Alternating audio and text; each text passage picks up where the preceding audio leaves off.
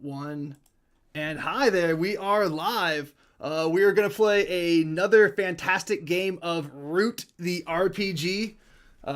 This thing right here. It's quickly becoming one of my favorite RPGs to play.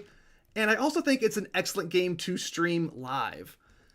We have a few players from my audience, and then also my friend Hannah, who has another YouTube channel, link in the description.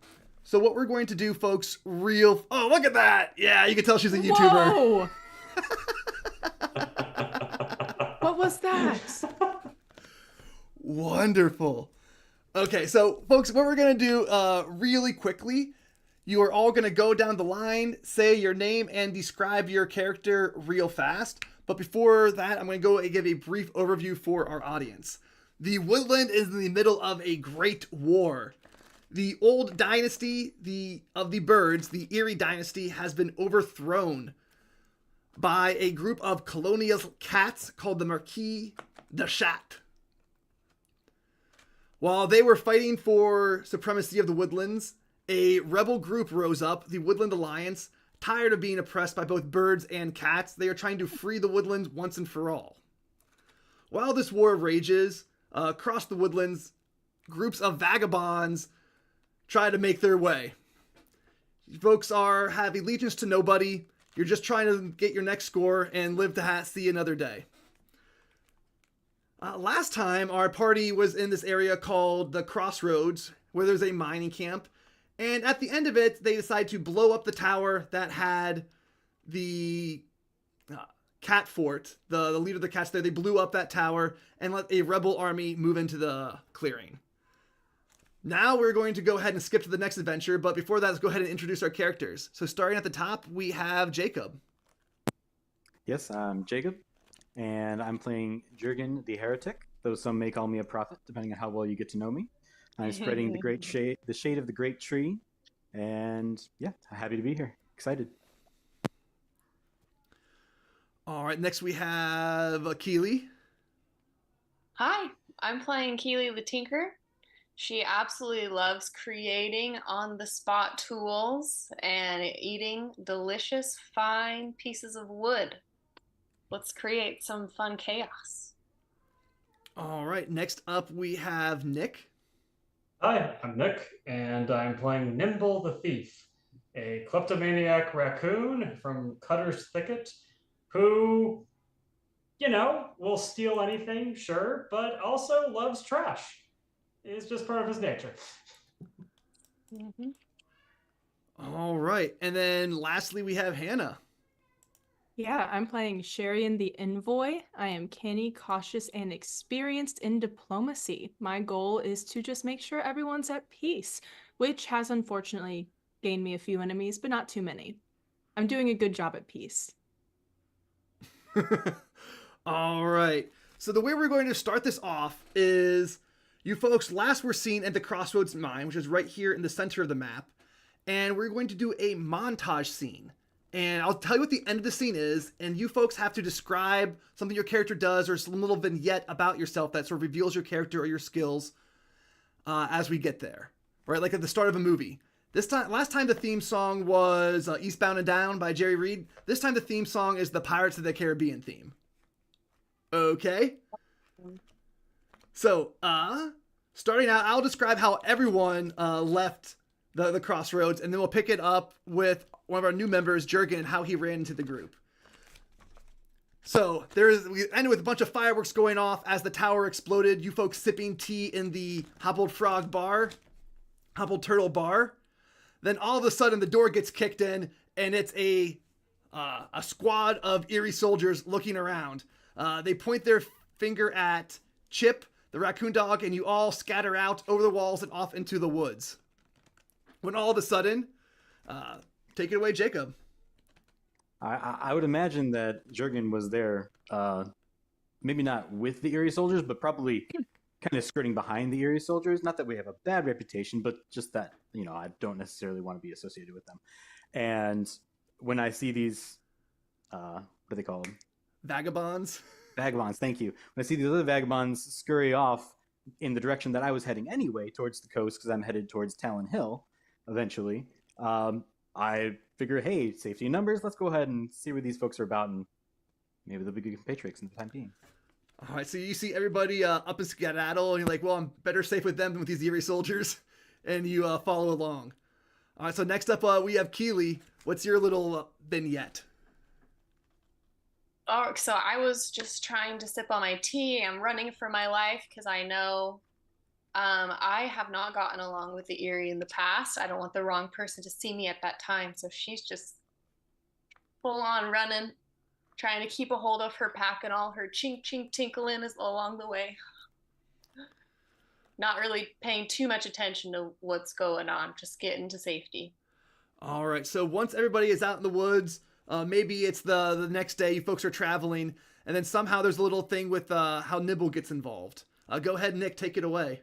I imagine that meanwhile the explosion happened, all the guards started getting, everything was started being on more high alert, and right as that happened, someone spotted Nimble taking something and putting it into a sack, and as they turned, Nimble smiled and booked it, and on his little raccoon paws, just hoofed it.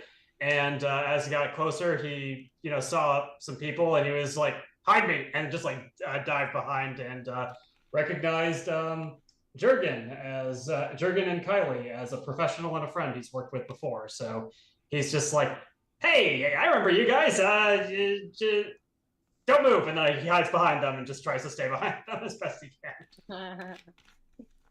Okay, so Hannah, you have to close us off here. The end of our montage is you folks pulling into the harbor at Bertram's Cove in a boat. So how did you get from Nick's entrance to that scene? From Nick's entrance to that scene. Mm-hmm. So, say again where we are. You folks are running through the woods. Running through the woods. Southwest corner in the Bertram's Cove on the map. Yes. Okay, so I was also there, and I'm heading in the same direction, in theory. Sure, whatever.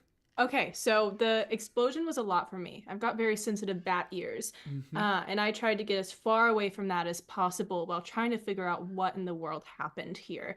And because the city was doing okay, and then there's explosions. I'm like, well, who caused this? And I saw the group running off. I recognized Keely, but I was like, well, what is she up to? We've made peace together in the past, and I kind of hung back to make sure she was okay. I tried not to show myself too soon. And then I see Nimble join the group. I'm like, I know him from somewhere. He's important. He's important, right? And I continued to sort of follow along at a distance until it seems that maybe things are okay, and I go and introduce myself and reveal myself from the shadows after a while. Just made sure everything was chill before I jumped in. Mm-hmm. All right. So now that you folks have all met up and are on the road, going to Bertram's Cove on some sort of mission. So what do you think your mission is? Like, what are you trying to break into that city as a group of vagabonds? Last time you were smuggling a large crate of tea in. What sort of devious, underhanded mission are you folks on right now that leads you into Bertram's Cove? Maybe we're coming to collect some fish to bring to another town later. That could be our guys. All right. So you're disguising yourself as fishermen? Yeah. Okay.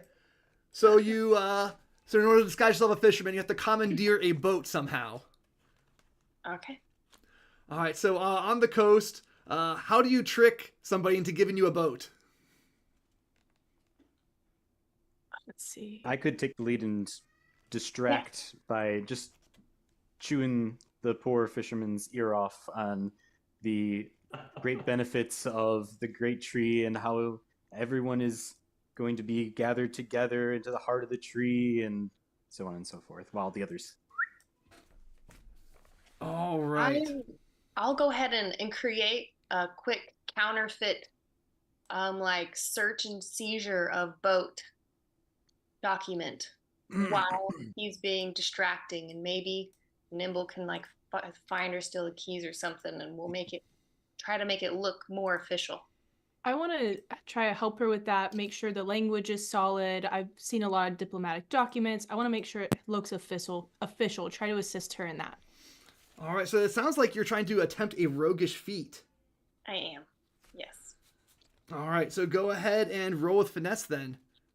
And I'm helping you with this roguish feat, so it says you gain choices on the help move as if you would march -2 exhaustion when you march -1 exhaustion. I'm not quite sure what that means. This one I don't think would add exhaustion, but in the future, it might. Like when fighting. Does that make sense? Yeah. Okay, yeah. I think I can mark exhaustion though, because you're my friend, and if I mark 2 exhaustion, I give you a +2 on this roll. Oh wow. Okay. I think, yeah, if I'm reading this right, yeah. We would This do is- it for the roll, correct? It doesn't specify before or after the roll. It just says when you help them, you can mark 2 exhaustion to give it a +2 instead of 1 exhaustion for a +1. Gotcha. I want to steer away from metagaming. So, I did roll an 8, so I think in the future I'll rely on my friends a little more when I'm Okay. doing roguish feats. All right, so how did that particular forgery exhaust you? Perhaps the sun was a little bit too bright. I had my glasses on a little bit wrong, and the sun was shining just a little bit at the wrong angle through my glasses, and it made my eyes extremely tired with my focus and my precision. My little beaver eyes were too tired after that. I'm right in your ear. I'm like, what? No, dude, it's okay. Just fix that one. It's not too late. You can kind of just ride over that. And I'm constantly nagging in your ear right now. Okay. Trying to be helpful. All right, so while Jurgen is talking, this character you're talking to right now, his name is Declan Seahan. He is a fox and a fisherman. He's staying beside his boat, and Jurgen is just chatting his ear off about the great tree. So now that he's deeply engaged in this conversation, well, really Declan's just giving him the, yeah. This idea of spirituality is just so far beyond what is typical in the woodlands. So while he's engrossed in this conversation, what else are you folks doing to seize this boat? I will, because from my understanding of Root, it's not really like a there's not really any machines other than what the Tinkerer can create. I imagine it's kind of like a regular sort of riverboat and stuff like that. I'm going to try and steal some like clothing that makes us look more like fishermen, and make sure that we all, kind of look more the part as fishermen. So you're gonna go into, you're gonna look around and find some fishing clothes around the area, like maybe like what his colleagues are wearing, other than just like dried on the sun. Yeah, like they're dried in the sun, like probably like off of like a line, and being dried up there. Yeah, so that's probably what I would go for. Okay, yeah, you got the floppy hat, you got the vest on, you found a corncob pipe to give somebody. Yeah, so your group now kind of looks like fishermen. Yep. And I say I don't know the first thing about fish, so probably not the best person to talk to about this. And I kind of like put my hat down. Do you want me to lead the charge on telling him we need to? Is this a search and seizure? Search and seize his boat? Yes, that's a good idea. Go ahead. Okay. I'm going to approach him and try to look very professional and very official. And like, you can tell when someone's polite, but they're about to give you bad news. Hi, excuse me. Listen, I'm sure it's all a big misunderstanding, but I sort of flash the document at him. I don't show it too close to his face. Unfortunately, we are going to have to briefly search and seize your boat. There are some rumors going around that you have some illicit materials on it. And again, I'm sure it's all a big misunderstanding and we will get it back to you soon. But yeah, this is something we're going to have to do, all right? So Declan is like the sweetest fox ever. Like he's a big burly fox, like he's a fisherman, and you can tell. But he's so good looking. People have been nice to him his whole life, and he's just nice right back. He's like, you know what? Don't tell me that. He's like, you know what? Okay, I understand. You're just trying to do your job. I got nothing to hide. And he said it's like a paper from the Erie. Is that how you're trying to forge it as? Sure, yeah. Or, well, yeah, I'll give you the choice. Like, who was the authority? Was it the Erie? Was it the Marquis? The cat? Oh, I forged it under the marquee because I recently had documents from them Right. that I for it. Yeah. And he's like, oh, I understand. There's been a lot of suspicious activity, a lot of pirate raids, but I'm not part of that at all. I don't want any trouble. Go ahead. I've never felt like a worse person in my whole life. Oh my gosh. Yeah. All right. Thank you so much. Thank you. You're understanding. You're so kind. And Just bring it back to the just sort of- harbor when you're done. He sort of like puts up his fishing rod over his shoulder and starts walking back over to the path. Nimble looks at him walking off and like puts a mental note, come back here later. No. Okay. And after that, you folks all board the boat and get into the water? Mm-hmm. Okay. So, cut scene. Go ahead and open up the Bertram's Cove location picture. Yep. It's flashing on the YouTube screen. And it's a rough schematic of what Bertram Cove looks like. For example, the harbor is between the hospital and the open lake. Yep. All right. So we start the scene. You folks are on your little fishing boat rowing into the harbor against the tide. It's exhausting. And you come under a gibbet with 3 bodies hanging from it, 2 rabbits and a fox, with a sign posted, "This be the end of pirates." As you continue rowing up to the harbor. Getting off at the jetty. The harbor is pretty beautiful. Like the sun is hitting right over the water. It's at your back and you just get the smell of salt air and morning fires. And you hear the sound of birds, bells, and the chatter of a really lively area. Wonderful. Mm-hmm. Were there fish on this boat?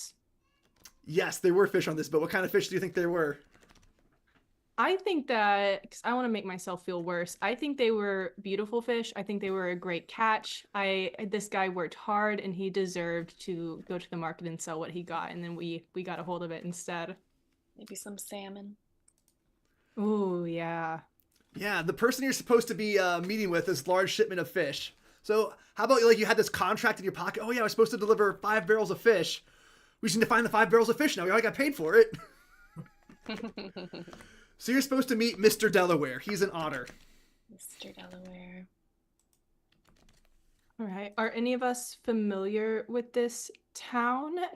Know where we might find a Mr. Delaware? I don't know. Does any of your characters say you're from Bertram's Cove? I'm from the other side of the whole woodlands. Mm-hmm. I probably wouldn't be. I'd probably be from Central Woodlands. Yeah, I'm not from. I'm from far away. Okay, so saved by the box text. As the first full light of day takes hold, the sheer, overwhelming scale of the Grand Lake becomes evident. Fishing vessels fill the cove's harbor with a bustle of activity. One large marquee fort, the Grand Tirge, sits in silent watch over the proceedings as it undergoes repair. Glittering jewels of light dance across the water on the farthest reaches of the horizon, where one normally expects the hint of a distant shore. Once your poorly constructed ship is tethered to the inspection dock, the dock master, Mr. D. Delaware, walks boldly up to the plank to collect the harbor taxes and gossip in equal measure. So You said Delaware, like this is the guy we were looking for, or did I? yes, catch he that wrong? walks up to you Oh. and sort of like, wait a second, why do you have Declan's boat? And are these my fish? So these are your fish. Declan's sick, and he asked. He wanted to make sure that pirates on the water. Make sure he sent a group of people who could, a group of us, make sure the boat stayed safe. Bring it to you. He's gonna be all right. But it wasn't right for him to be around the fish when he wasn't feeling well. Mr. Delaware is sort of, I understand. I've been under the weather a few times myself. There's cuddle cough going around, The hospital's filled with sailors. He might have that. Yeah, I think it's a mild case, but Well, you know what? I'm going to have to go over there and give him some flowers afterwards, I think.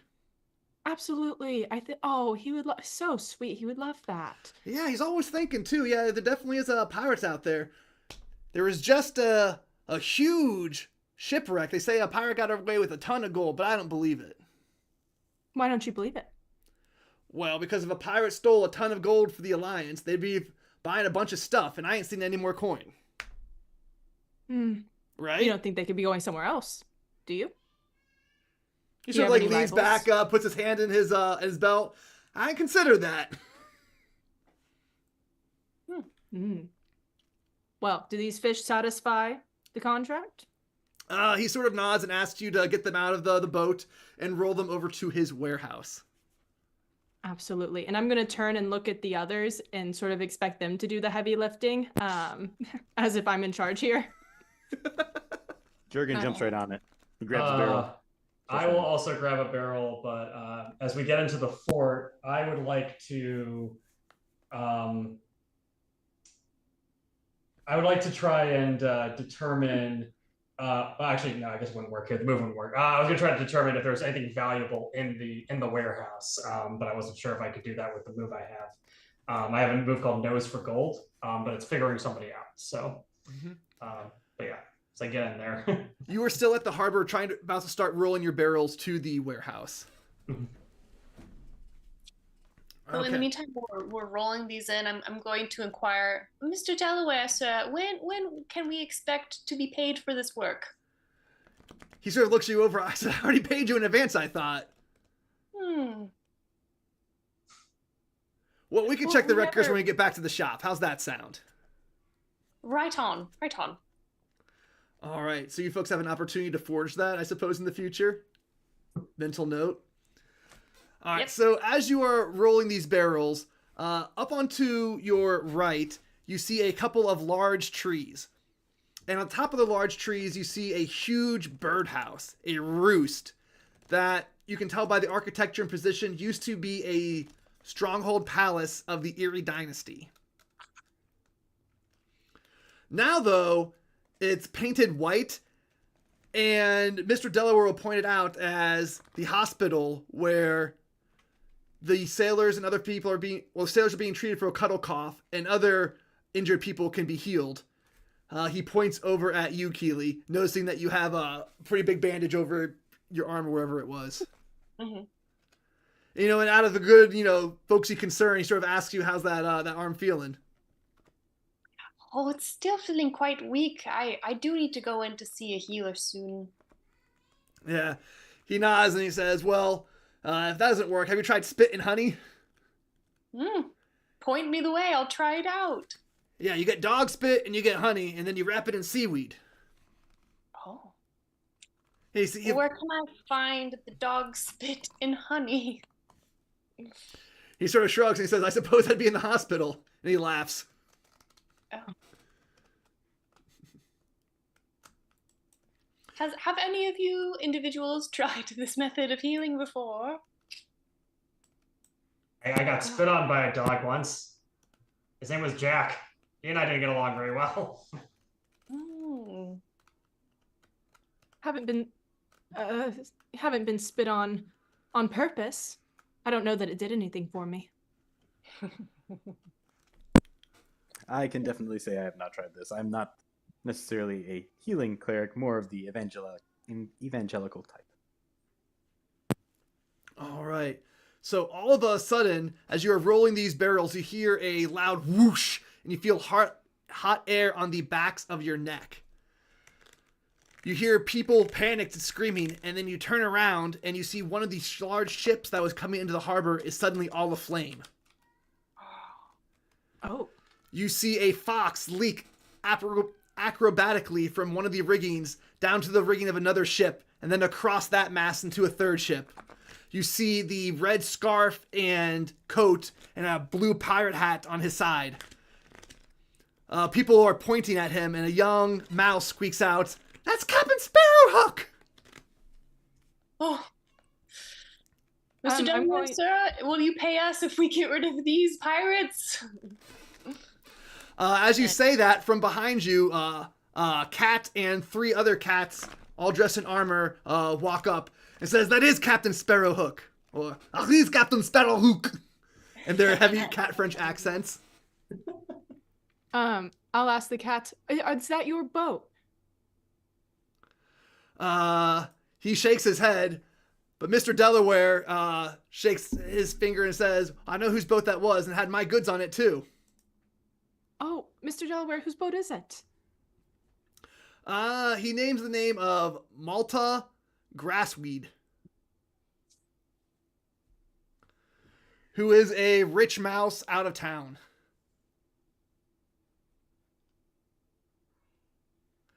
And So you see has- when she mentions that name, the cat who seems to be the leader of the three in armor, there's one cat wearing a cloak and three other cats wearing armor.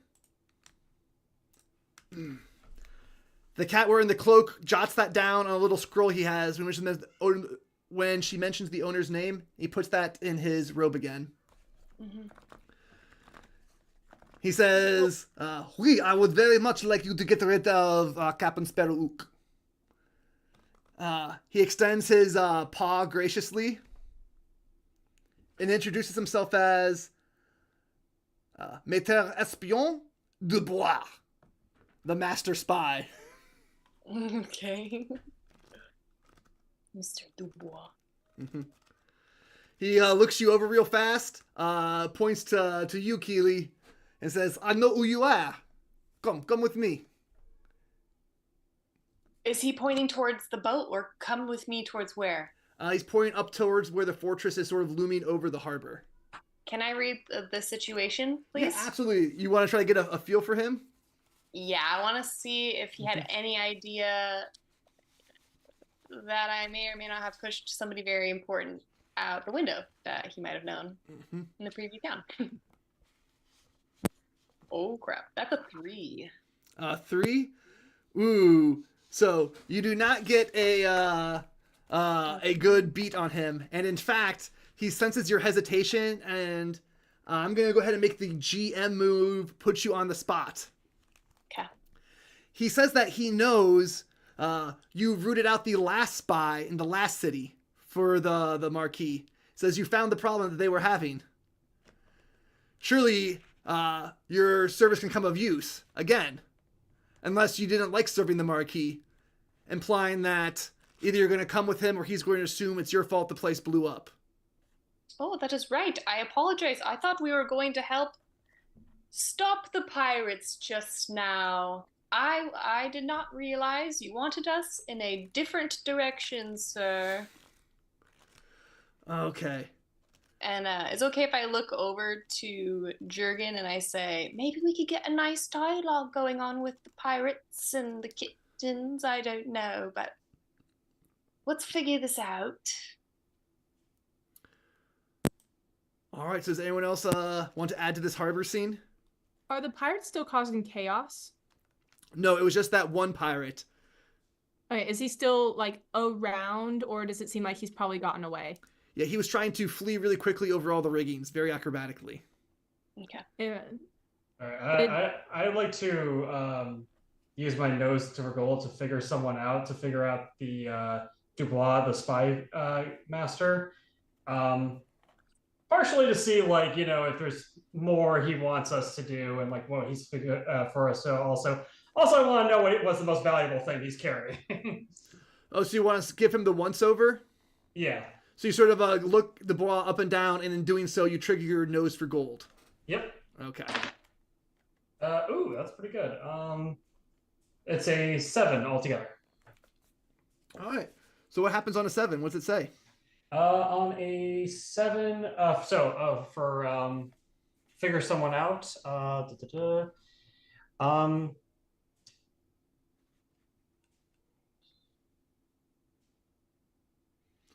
Well, what does your nose for gold do on a 7? Plus, I should say. Nose for gold 7 on a 7. It's just miss or hit. I know. I can ask what is the most valuable thing you are carrying. So the most valuable thing he's carrying is his notebook that you see him scratching Ooh. all the intelligence for the area in. Yeah, I want that notebook.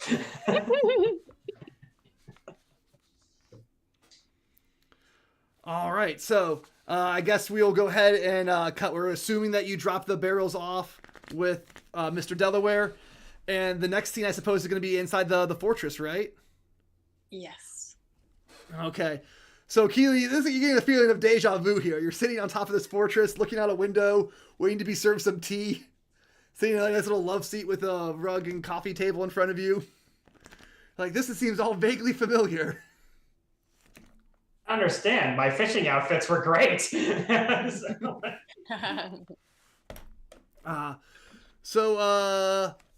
Maître d'Espion de Bois starts off this conversation again by applauding your efforts, right, of rooting out the last spy.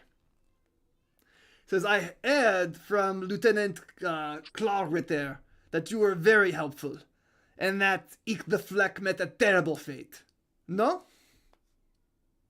Yes, unfortunately, that's so true. You see, my large wound happened while fighting the spy, and I'm still needing to get to the hospital to heal.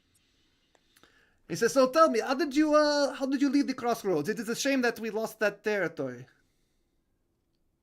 I apologize. Could you say that without the accent? Oh, yeah, of course. I don't know. He wants to know how you escaped the crossroads. Okay. That was a very good accent. I apologize. Anyway. Too good. Just running on my two little legs fast as quickly as I could. I was sitting, drinking a cup of tea after a job well done. Oh, it was quite terrifying. And I met up with my friends quickly after. Now we are here, helping out another friend, Declan, with his boat. And so he sort of nods again and says he wants to know if you know what happened to Lieutenant Clawritter. Oh, have you not heard from him? He shakes his head. Says no people are getting in or out. No letters? No one at all. He's hoping you could tell him because you were at the Crossroads Mines last. All I saw before, as I ran out, was fireworks and fire. So maybe either they're trying to build back up, or someone needs to send help. So he sort of nods again. And as you said, you hear a sort of a whispering voice, another feline voice coming across the room and says, Clawritter is dead. And deservedly so. Wait, did he say deservedly so? Yes. So in walks Astrid Montague. Okay. She is the commandant of this fort.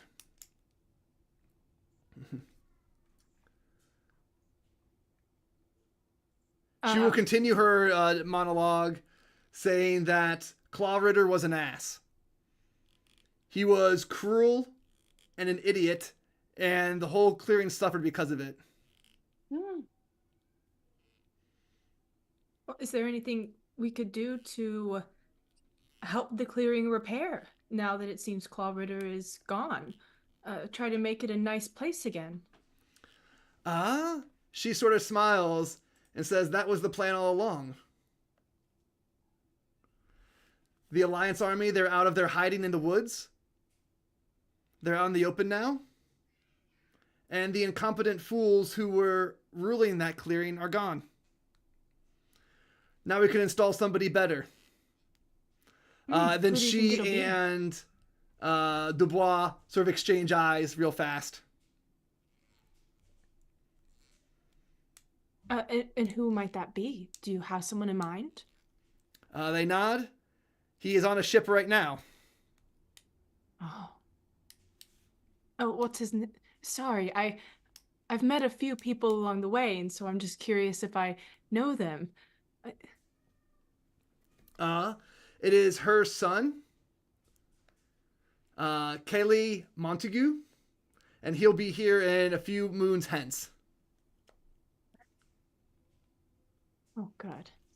Well, I hope he has very safe travels.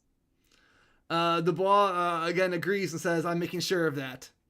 except the pirates. And then here, Astrid, of course, will come in and explain that that's the infested waters might very well ruin their plan and kill her kid. Oh. There's nothing the Rebel Alliance would like more than to off an incoming child of the Commandant. But it sounds as though your child would be a good and just ruler. So she invites you to sit down, and as you say that, the butlers come in, and they're serving a big plate filled with like roasted acorns. Astrid sort of sits back and says, "I've come to love this country. It is beautiful here." She cracks open the acorns, and they're filled with catnip, right? And she offers you to have some. Right? I've got fur. I'll take a little. The more we get together, the happier we be. That's what you say here, right? Absolutely. She points I'm out the going window to the hospital and says, "You know what that used to be, right?" No. It used to be the home of the birds who ruled this area. And now it's a place that serves the people instead of oppressing them. Oh. But how does it serve people? It's a public hospital, right? Anyone who is sick or injured can go there and get free treatment.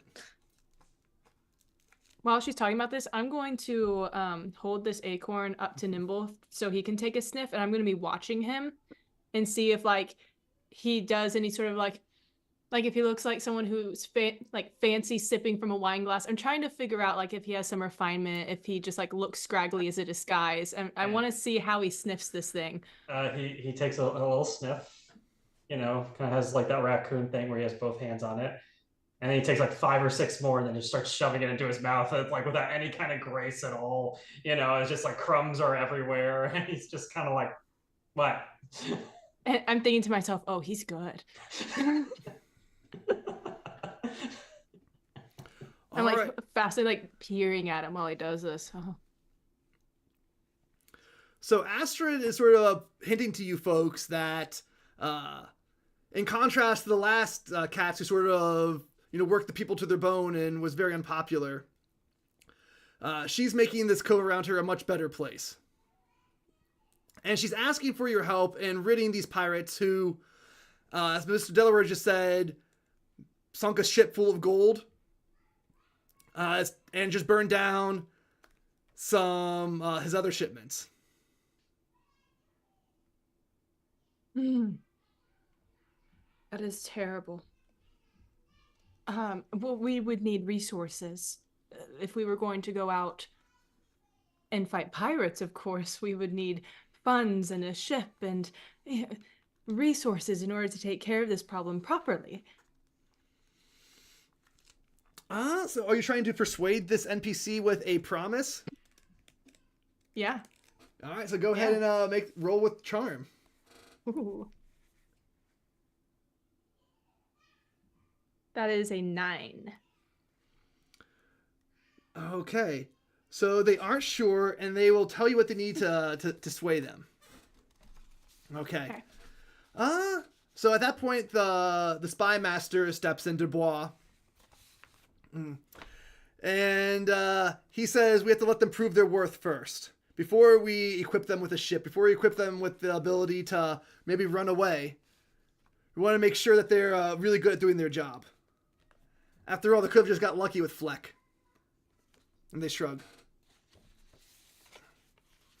Well, we do already have Declan's boat, so no worries. No need to prove ourselves. Go ahead and pay us. We got this. And I'll jump in. But it's a very small boat and not super well constructed and could probably be burned quite easily by pirates. Oh, the pirates. I remember now. If as Dubois is like talking and stuff like that, if he walks by me, I want to try to attempt a roguish feat to take his ledger as sort of like a showing of like, look how good I am. Oh yeah, so as he's monologuing, you're gonna try to like reach into his robe and get it? Yeah. Oh, excellent. Go ahead and attempt a roguish feat with finesse. That is a 9. All right, so mark exhaustion, and one or more risk will come to bear. He doesn't like me anymore. Yeah. So it's you get a hard choice, right? About you don't get straight up what you want, right? So you can either get like only part of the documents, or you can have him notice that what you're doing midway through. I'll just take part of the documents because it's not so much that what the documents are. It's more that I was able to get into his pocket while he was rambling on. That was sort of the idea. So I'll just take part of them. Okay, yeah. So you throw them out there. He is moderately convinced that okay, yes, I see that you have skill, and so we will pay you for this work. Right? He says the ball wants you to find the pirates. Yes. But more importantly, he wants you to really find a way to stop this oncoming attack. He is convinced that it is going. He reasons it's going to be against Astrid's child, the incoming governor. But he has lost his spy. His contact has gone silent. If you rescue him, you will find out the pirates, the Alliance's plan, and where the pirates are planning to strike. Okay. When did they last hear from him? 2 days ago. Where was he? He met him in a back alley here in town. And what was his name? He sort of looks you over real fast and will give you his real name or his cover name. He's going by Mitchell Lambert. He's a small mouse with a chip in his ear.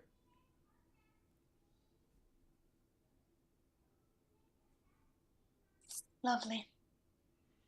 He cautions you against going back to the house after being seen leaving the castle.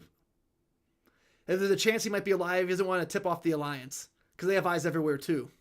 Mm-hmm. Okay.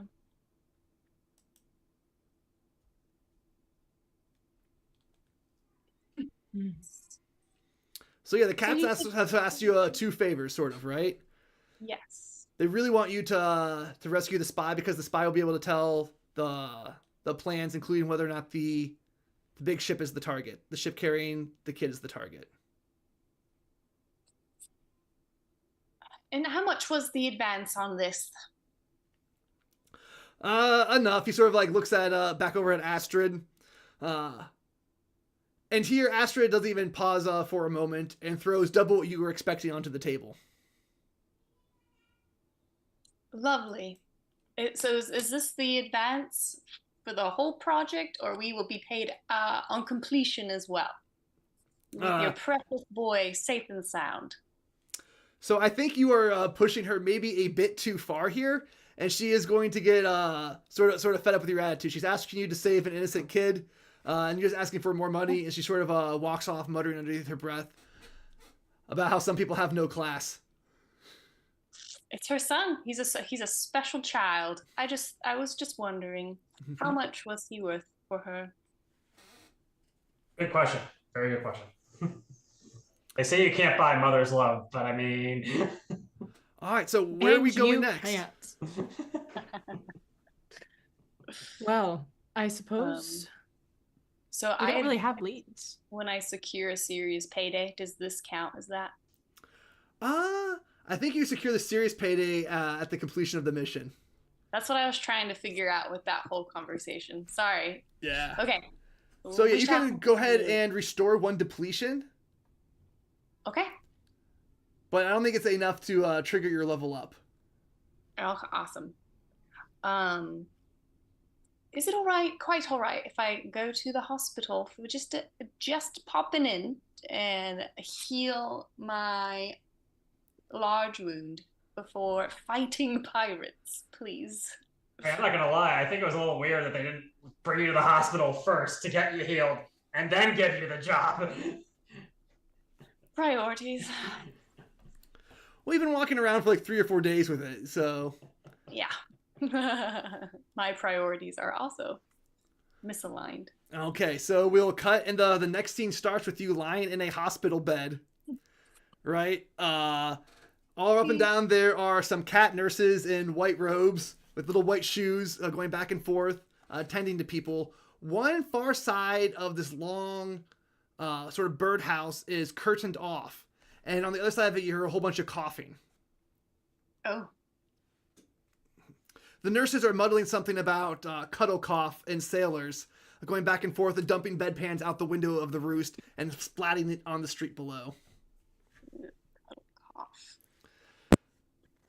I think Jurgen would investigate this and see if he can work his way past the curtain cautiously, not like running full bore, but just like kind of slip in and see what's going on in there. Yeah, so you pull your head back the curtain, look down there. You see a bunch of folks, rabbits, foxes, mice, beavers, in sailor gear, all looking green and coughing up big wads of green phlegm.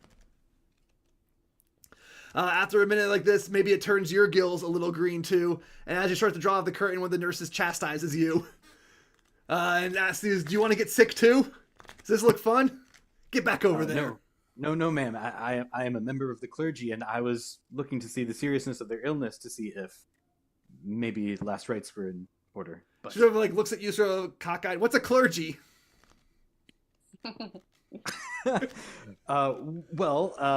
And goes on to explain.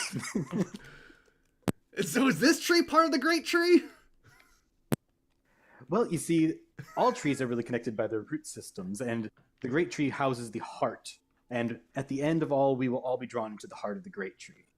She sort of like said, no, when the bodies die, we leave the hearts in them. We don't put them in the tree. Just totally not getting it. Such is the life of a clergy. All right, is that one of your bonds or natures to try to proselytize people? No, it's not. It's just part of his backstory. Yeah, okay, well, that was fun anyway. So does anyone else want to do something in this hospital while you're here? I think I'm going to just look for anyone who's been seriously injured, who looks like a common person who maybe got into some sort of fight or conflict, and I'm going to go and try to ask them if they're okay and what happened, and oh, this looks terrible. What? Yeah, absolutely. So you come across a young rabbit named Aiden Birch. He is in your art list.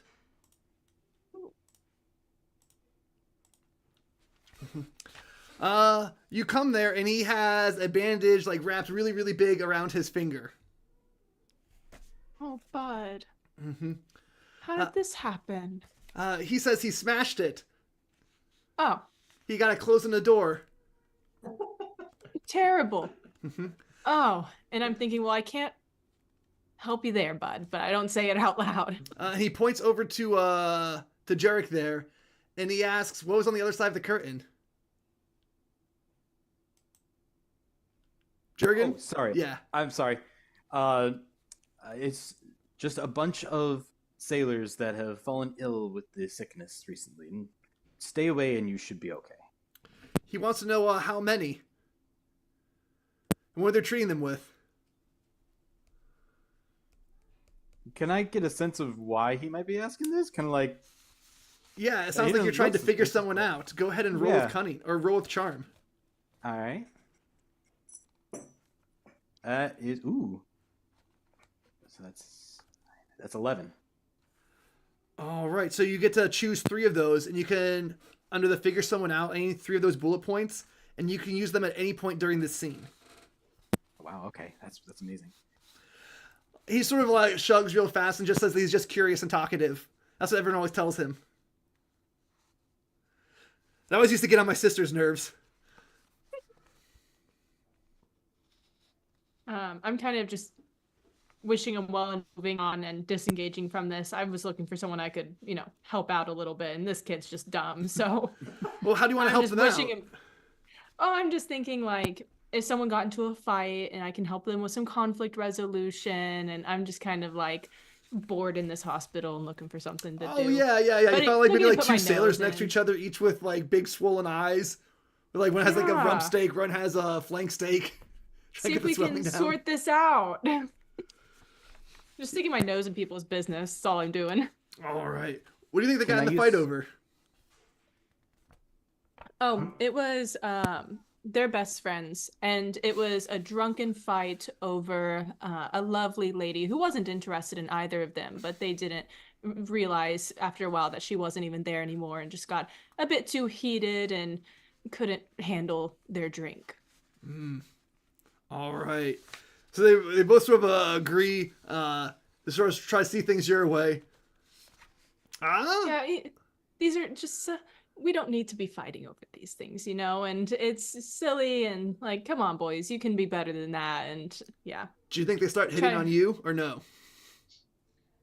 Oh, what kind of animals are they? Let's say they're two rabbits. Two rabbits? I'm gonna say no. I think a bat looks different enough that I might not be appealing to them. I think I'm a neutral vision in their eyes. All right. So they appreciate the attention and the advice. I mean, that's what they really wanted anyway. It's just wanting to listen. I'm just here for people. Okay. So again, then a nurse walks up to the bed where Aiden is lying, and sort of tells him that he's been here long enough, he needs to get out. He didn't need to come in the first place, and next time just stick it in the water for a little bit. Rub some dirt on it. Yeah, she sort of like gets down on one knee and sort of talks to him almost in his ear. You can hear her saying things like, "I know it might be scary at home, but you don't need to come here to get away from it." And then he walks. He sort of walks away. Oh, I'm catching this kid. Can Jurgen still use his figure something out That's what I was point going to ask. Yeah. during this scene? Yeah. Yeah. Go ahead. Oh, do I have to use it on Aiden, or is it just in the scene in general? On Aiden, yes. Okay, on Aiden. Yes, definitely. I'd like to see if he was telling the truth about his injuries, Mm-hmm. and I get 3 holds. Yeah. Yeah. And then what they intend to do, and maybe how I could get them to give me some information about the town, maybe a secret or something useful in the... Okay, so you Maybe catch about the him pirate. he starts climbing down heading towards the ladder that leads down to the street. You get there first, climb down, so he has to get you face to face at the bottom of the ladder. You give him a once look over.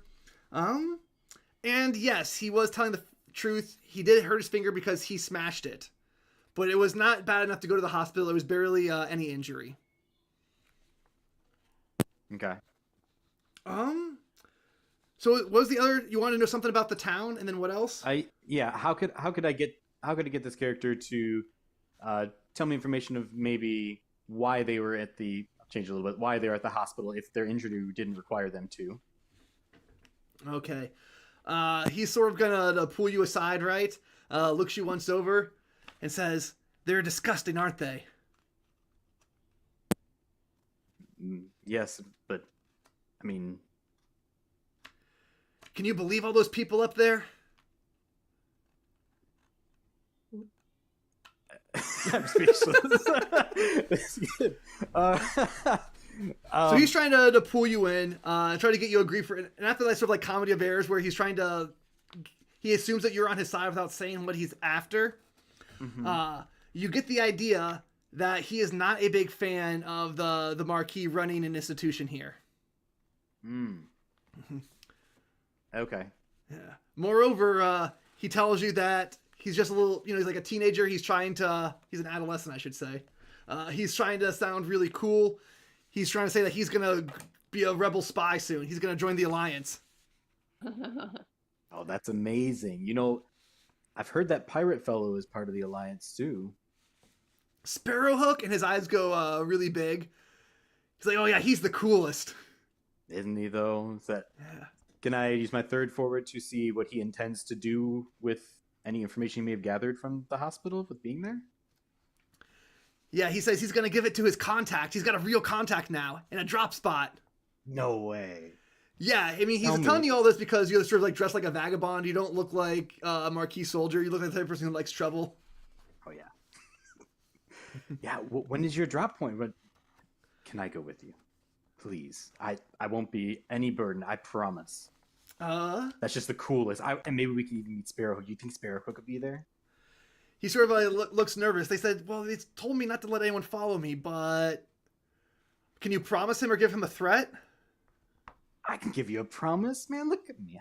I'm a man of my word. The great tree holds me to it. Oh, no, what are you going to promise him if he goes through with this?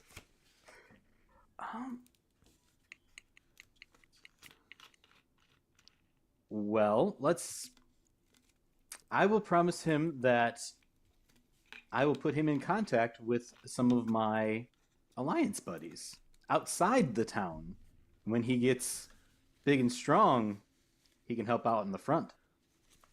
All right. Do you have any alliance buddies, or are you trying to trick him?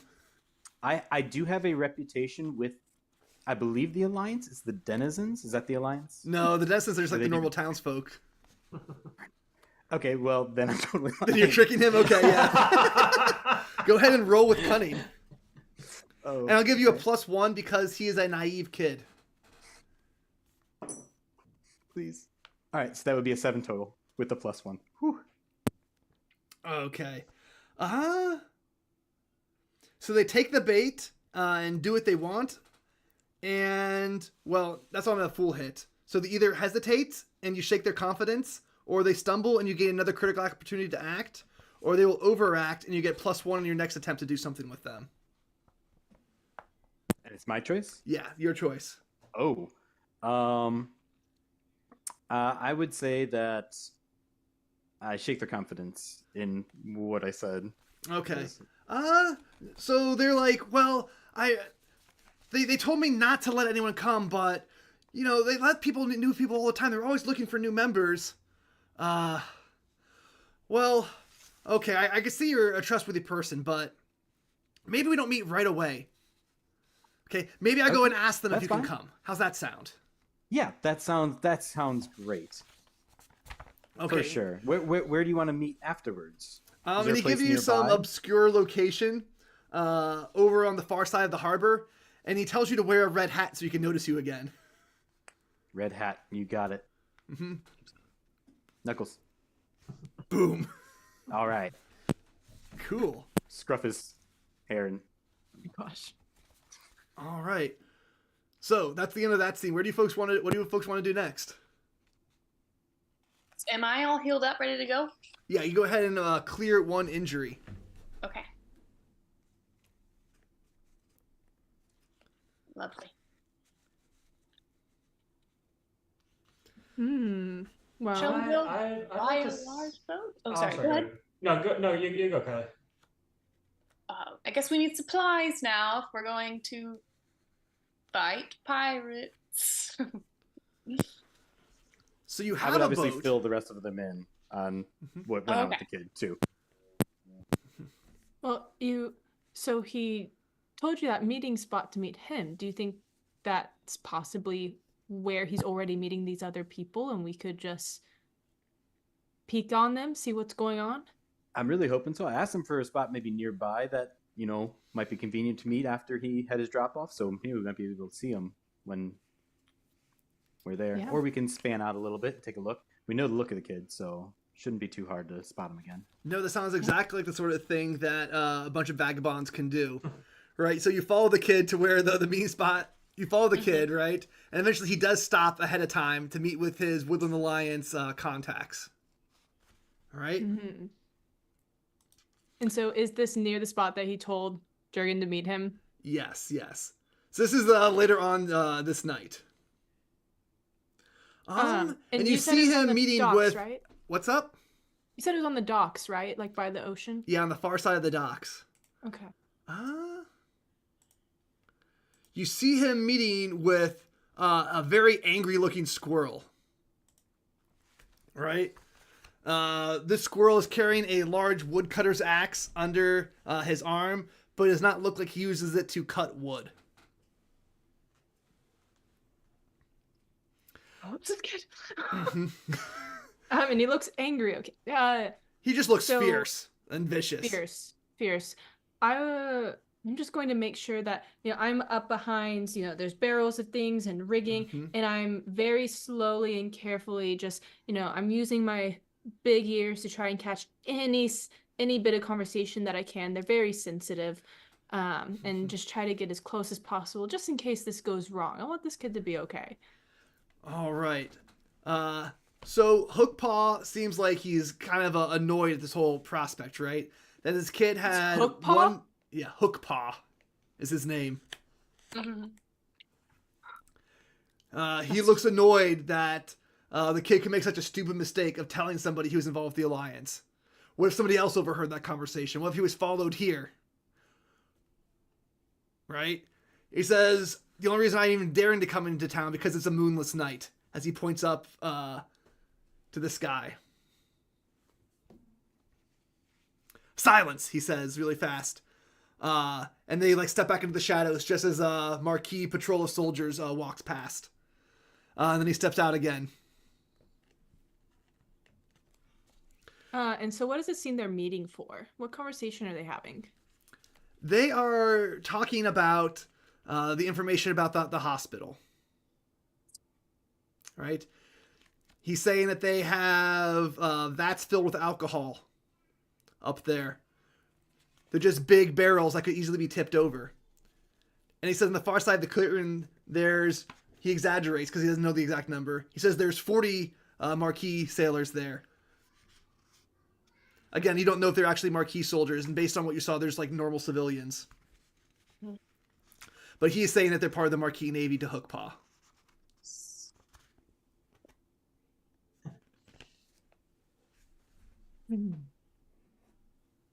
Is there any chance that when they're finished talking, we can we can see which direction Hookpaw is going in, or will that be too stealthy? You can try that. You want to try to follow Hookpaw out? Oh, for sure. I think, yeah, I'm thinking about it. Yeah. Indeed. Okay, and so his last words to the kid are, next time, leave the recruiting to the pros. He storms off across the docks and starts to make his way into a boat. So do you guys want to try to sneak as you follow him? Who do you think is the best at doing that? I've got a +3 to my finesse, so I might be the best bet. Are you trained in sneak? I am. All right, yeah, so go Roguish ahead. Sneak. That is, I can do quick math. 8. That is 8. Okay. So you mark 1 exhaustion.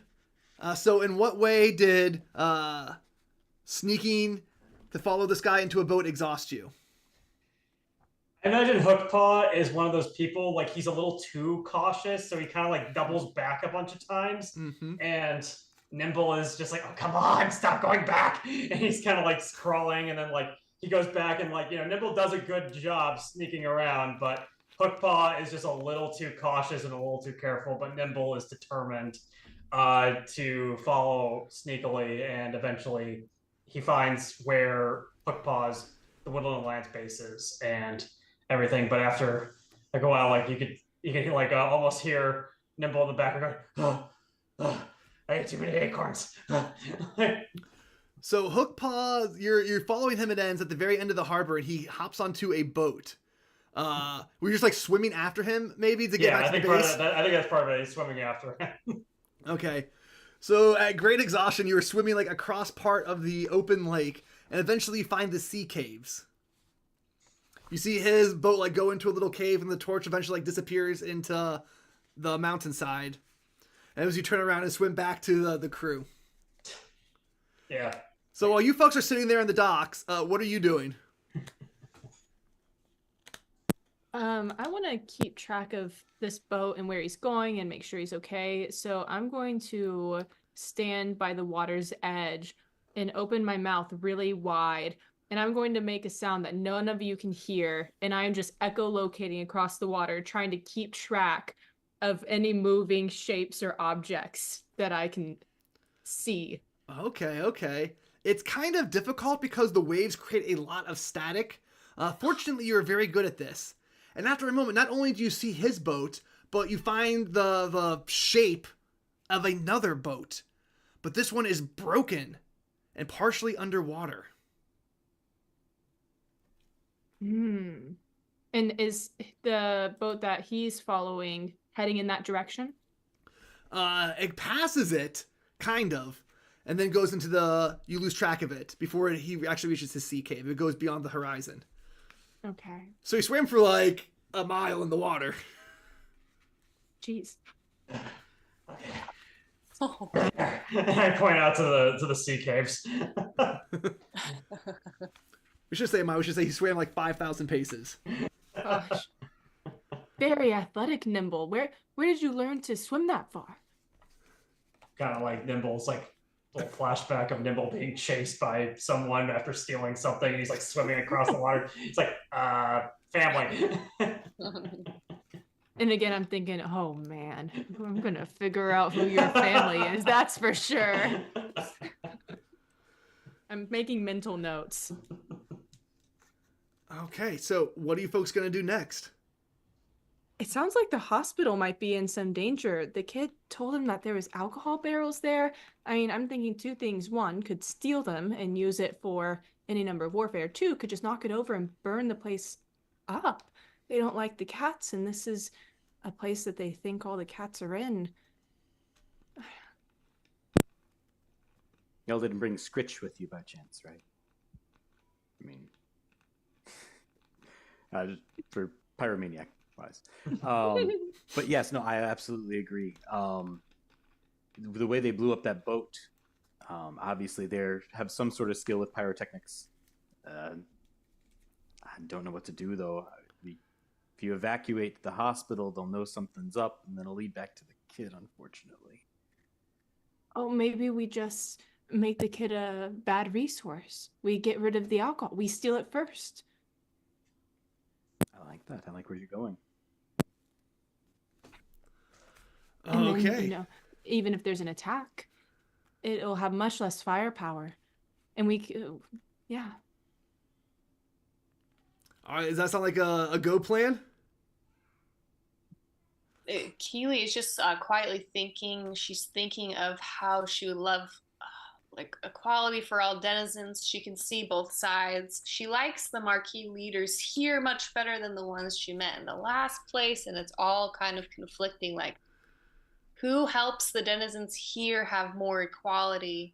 And she knows that kid put so many people in danger by label them as marquee soldiers, as well as all those people in the hospital. And so you'll notice Kylie is she's just having this internal conflict, but she will go with what the group decision is because of this pull. And I'm going to talk to her and notice her stress and say, you know, we've sorted out some issues before between groups. I'm curious to see if we couldn't just stop this potential attack, but also maybe fix this. Shall we befriend the pirates and have them talk to the Marquis? Or who is it that will be discussing this conflict together? I don't know. For now, I suppose we can remove the alcohol. Yes. All right. Diffuse the situation first, and then we can work on reconciliation. I just want to steal. We're gonna need that Nimble. Hey! Okay. So, to start off this heist, remember how the hospital was in like a birdhouse roost at the top of a tree? There's one other tree next to it that also has sort of a falling apart old birdhouse, one that's in disrepair. And you folks think that, okay, this will probably be a good spot. We can climb up to that one, throw a rope across, and do it, right? So you're on the platform, got your grappling hook, about to toss it across. I'm actually going to grab the hook before someone tosses it, and I'm going to jump up, and I'm going to fly across and just hook it and not even spend the time trying to get it to latch. Oh, beautiful, beautiful. Yeah, exactly. So while you were over there, and you fly back, you say, yeah, well, see, wasn't that much easier? All of a sudden, the door to this old, like, falling apart birdhouse swings open, and you see a crossbow bolt pointed right at you. Me? Yeah, you're the one who just landed, right? So you're probably, yeah. like, your back's to the door, like, talking to the rest of the crew. You feel like an arrow going right into your back. I promise I'm here to help you. So Flint Red, who is another NPC, gets all testy and thinks, who are you folks who just show up on my front porch thinking you own the place? So... The house clearly looks abandoned. Like, it's, like, falling apart. There's no paint. Like, no little welcome mat or anything like that. Yeah, so I'm going to try to be diplomatic here and try to calm his anger. I'm going to try to soothe and placate him and just express, oh, I'm so sorry. We're new to town and we're trying to help the hospital and we would have never shown up on your doorstep had we realized you lived here. I'm so that's on us entirely. And just try to make him feel more comfortable. And I can't look at him because he's got an arrow at my back. But I'm trying to be very calm and sound very sincere. So he seems this whole kind of very suspicious, right? What kind of people help a hospital by trying to sneak in the middle of the night? Yeah, so I'm going to explain. Especially, he sort of like looks at Nimble, who is, I imagine, sort of dressed like a bandit. Yeah, very much so. Yeah, like your raccoon mask on. That's Your all I know. raccoon mask. He has a mask on top of his raccoon mask. Well, we are actually hired people. What we do is we go and we see if a place would be in danger, someone were to break in or attempt it. So we attempt to break in and steal something. And if we succeed, then, well, they get a bad score. And so, honestly, they're doing great and you've helped them. And I can't wait to tell them how much good you have done to protect this hospital. So at this point, you just hear Flint start laughing behind you. And he says, that is the worst Ella loop I have ever heard. Referring to the scam you just tried to pull right there. Oh, we're the security company. Using the terminology, the equivalent of thieves' cant that's familiar among vagabonds. Okay, what do I do here? I guess that was a pretty long shot. So he's laughing, like he's no longer like pointing the thing at you, right? He realizes this is kind of ridiculous. I'm gonna turn around and say, we're stealing alcohol. I was like, well, why did you just say so? And he agrees to keep this just between the two of you if you bring him back an entire barrel. Right? I think that's fair. Yeah, like 3 times as much as necessary for him, being a little tiny bird. I'll shake on it. Yeah, why not? We don't need it. Okay, he teaches you the secret knock to let him know that he's here. Oh my gosh, yes. Man, shout out to this guy. Yeah, okay, it's tap, tap, jiggle, jiggle. And he like walks back and tries to close the door, but the door like halfway like falls off its hinges. So when we were having this conversation, so one of my moves involves trying to get trust from someone who is angry with me.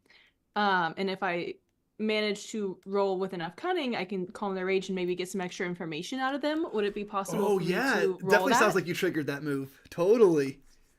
Yeah. How can I help her before she rolls? How would you help? That's a good question. I don't know. I feel your moral support. No. All right, so go ahead and I'll roll think that, of ways Hannah. to help, but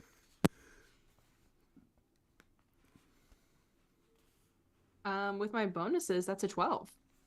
Oh. So on a 10 plus, I get to choose 2 of these. So I'm going to have him reveal an unexpected vulnerability and take me further into his confidence. Oh, okay. And so he sort of smiles at you and it's like, well, since you're already here screwing over the cats, as the door falls over, right? And he says, and you can already see inside my place. He walks you further in and then reveals to you that he is on a secret mission too. Oh. He also wants to steal. He is going to steal. He's going to break into the Marquis Fort and try to rob it. What's he trying to steal? He says, you know, he wants their ledgers, he wants their treasury, he wants their jewels. You know, all the nice things they import from the Empire de Chat. You know, I have someone that you'd love to meet. Mm-hmm. And I'm going to sort of like wave for the rest of you to come join me. And give you a thumbs up. Nice. He says, but don't tell them that. And then this, he opens like a trap door in the floor. And down you see 3 birds, all sort of huddled up there, as you find a eerie squad, which is another NPC.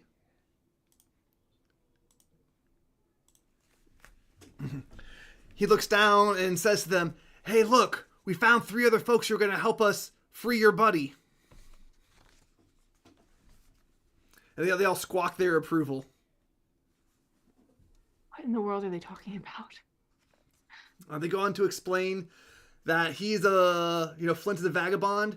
He was hired to help this eerie squad break into the fort and free someone being held prisoner there. Who's being held prisoner? The Count. Count Featherby. Oh. And I'm very interested in this because the Erie don't like me a whole bunch. And I'm kind of seeing this as an opportunity to get on their good side a little bit all of a sudden. Can I assume that the rest of you have sort of started to join me at this point and hear some of this? Yeah. So as the squad start quoting, Featherby, Featherby, Flint says, okay, now shut up now, be quiet. And he just lets the trapdoor back down on them. He throws the rug over the trapdoor. And says, I don't care about Featherby. So you're just in it for the money? Yeah, there's more than enough for 4 people to split. Oh, sure.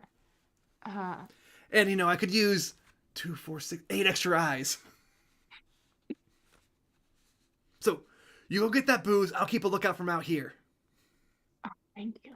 And I'll introduce the rest of you to, this is Flint. We're cool. He's gonna help us. And I'm gonna look at Nimble and say, you should chat sometime. Cool. All right. So how does the rest of the hospital heist go? What are you folks doing to make that happen? How, Where the alcohol is hidden. Yeah, I guess that's the first question. Also, like, how big are these vats of alcohol? that's the other thing I've got questions about. They are big enough to be comical. Okay. And they are okay, wherever perfect. you think would be difficult to get them from. So, Kaylee is gonna ask Flint, do you perchance have an extra? She's trying to like ask for some like sturdy sticks. She has like a little wheel thing in her backpack. She's gonna try to jury rig like a pulley system, which can offset like a heavy weight after like tying up the barrel and like moving it like a pivoting situation, and then they can push it to a window and then lower it down to the ground. Some kind of rig situation. Yeah, you got a wench and a rig set up to get these barrels out. Okay. And how are you going to distract or trick the guards? Who's going to be on that job? I can distract. How so? Jurgen will unclip his cape, flip it around, turn it inside out, and have a pretty beaten and worn, Marquesian cape that he pins back on. Kind of, I can chit chat about, how it sucks being on guard duty at night, and nothing really interesting ever goes on, and how about we break out some cards, guys? No one's gonna. Okay. Not gonna combine. So you're gonna like impersonate one of them, like be an imposter. Yep. Yeah, totally. And unfortunately for you, they sort of join in, but they figure that you're the new guy, and so they spend their time trying to haze you. That's all right. Yeah. It's like, hey, Jurgen, go find me a yard of gun line. Go. All right. Just getting bullied. Don't look at my hand while I'm gone. All right, and so as they're laughing at you trying to find the BA 1100 November on a string, they're plenty distracted. So we got the wench set up to get the barrels down. We got the guards distracted. Nimble, what's the last piece of the puzzle here? Yeah, I think these comically oversized vats of alcohol, I imagine like he has to like kind of he tries to put them all like on his back to like kind of go, and he has that sort of like thing in cartoons where he's got like 3 or 4 on his head and he's trying to like balance them all in order to get them to the window as quickly as possible. All right. Cool, yeah, so that works, and eventually you get the big barrels of alcohol out of the hospital in the middle of the night, right? One of the little patients wakes up, but you pull maybe like the Grinch Cindy Lou Who thing with her. It's like, oh, I'm just checking the alcohol for its content. I don't want it to get infected. You're not sneaking any. Yeah, the little rabbit says no and goes back to bed. All right. Probably for the best. You can't have it until you're 21 anyway, I say. Okay, so where do you folks camp out overnight, do you think? Would Flint mind if we hang out with him and have a drink? Yeah, that makes perfect sense, right? So you crash at Flint's place. He breaks open the barrel for him and the Erie soldiers down there, and you drink until dawn. I fall asleep on top of one of the barrels, and I'm hiccuping in my sleep like all night. All right. So as next morning the sun rises over the harbor, comes into the birdhouse, comes shining down through the leaves, and you hear the seagulls cawing. You smell the morning fish being brought into market as you make your way down the ladder. As soon as you get to the bottom, you feel a tap, tap, tap on somebody's shoulder. Who's first down the ladder, do you think? I can be first. All right, so Keely, you feel a tap, tap, tap on your shoulder, and it's Declan. Right? Asking if you have his ship back. Yes, in fact, we left your ship to rest. Tied up right over there. And do we have to walk to see the harbor or the dock? No, you can see it. Yeah.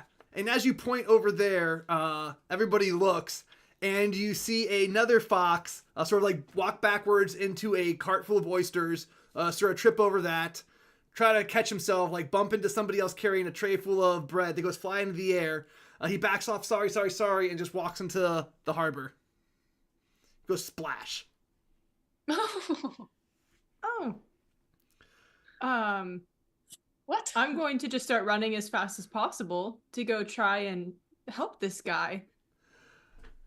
So as you see Sharian sort of go running off, Declan says to you, Keely, she shouldn't bother. He does that all the time. You gotta love him. So Sharian, splashing down in the harbor, you see another fox. I throw my body in, and I can't swim. Oh no. Okay. So now we have a bat and a fox sort of in the water, flying back around. Who's going to help them out? Both drowning.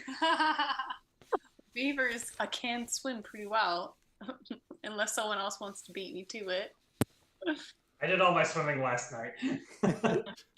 I'll hand Keely a rope and be like, I'll tie him up. I'll pull him up. Okay. Keely lumbers down. She's taken off her backpack. She'll tell Nimble, "Oh, please watch over my items. I need all of them, please." And she'll like hand this personally to you, please, especially my favorite hammer. And then she very like lively, like dives in, like she's got this big beaver tail just like swooshing. She's able to easily just like grab and swim with them to the shore, and then I'll just get the rope and hand it to them, and then they can use the rope, I suppose, if they would like to get out with Jurgen's assistance. All right. So yeah, so Jurgen pulls everybody back up to shore, right? And I'm patting the fox on the back like I'm the one who just helped him out. Yeah. Kel's spitting up sweet water. He sort of looks at you with this dopey smile. Says thanks for that, Keely. Oh, by no means. Yes, me and Sherian often save people from drowning. Oh. Yeah, as he gets Not my up and first tries time. to like shake your hand, he slips again on like on a bit of like fish that he knocked over from earlier and falls back on his back again. Let's carry this lad back into town. What do you think? Before you get to the chance to do that, Declan walks over and picks him up, gives him like a big old hug and a kiss on his cheek, and says, "Oh, you gotta love this guy." Remember, Declan's Declan boat is is like okay. a big, burly, good-looking. He's a foxy fox. Mm. Very cool. Oh. Yeah. His boat's there, right? Yes, his boat is there. I'm just gonna smile at him and say, it was all okay. Everything's fine. Mm-hmm. So Declan, he says to Kelly, says, "Okay, you ready to go out and have another good day? No trouble this time?" Cal again with this sort of bashful smile. Yeah. And they get off into the boat. All right. Just gonna make myself dry because I don't want to get my backpack wet. And then, is Nimble gonna gladly return my items to Oh, me? he does, because you broke him out of jail, and you're probably the only person he won't steal from. But yeah, there is this like sort of, if people walk by, his eyes like twitching, and he's like shaking. He's like, "I want to steal, but I can't. I want to steal, but I can't." I have like 8 pockets, just like teeny ones on the outside. I have like large ones. It's like there's things like strapped on top. So you've probably like gotten to look around. Oh, I have a case of everything and what it's worth. You've taken inventory. I have taken inventory. Thank you so much. I'll just take all my things back, and then I'll like pat your shoulder in appreciation because I can feel the weight of my backpack is the same as it was. All right. Everyone got their gear back, but you have lost your boat. So you still have a few things sort of swirling around in front of you, right? You have a rescue mission for somebody in the Marquis who's captured by the Marquis and held in the fort. You have a rescue mission commissioned by the Marquis to go retrieve their spy who's being held by the Alliance. Mm-hmm. Well, it seems you have partially foiled what seems like someone's plot to burn a hospital, perhaps. Yes. I think I have an idea as Nimble, I guess. Okay, so the Woodland Alliance is frustrated the Marquis de Cats here. Understandable. We all get that. But what if we went to them with a new plan? Like to go to the fort and cause a riot there and take all the stuff from the Marquis de Cat there. Because, you know, blowing up a hospital, that's not going to get you any love. But taking out a fort from an oppressor, that's better. That's better. Maybe that could work. Also, there's treasure, and I want it. But and we have people that we've already going to help to steal. I think we can get these two things together, cause as much chaos, and take what we want and go. My goal would be minimal chaos. Is there a way we can do this without a riot? Maybe. But riots are more fun, in my opinion. But that's just me. We could try it the non-riot way. So, can you clarify like what it is this plan is? So I think the idea that Nimble's trying to pitch is go to the Woodland Alliance and say, hey, let's work with the birds to all break into the fort together and take as much stuff as we can. But that probably goes against what Shari would want to do. Well, and correct me if I'm wrong, but aren't the Woodland Alliance against the Erie Dynasty also? Yeah. So those I guys that don't were know if they holed work up together. and want to break in there with the Eerie. Mhm. Yeah. I mean, I imagine Nimble doesn't care all that much who's No, he who. doesn't. He just wants to. He just wants the money. Well, there's also someone important locked up in there, and so I'm wondering uh, if we were to break him out and as a neutral party get a hold of him, maybe we could work with that and see if we can resolve some of these conflicts.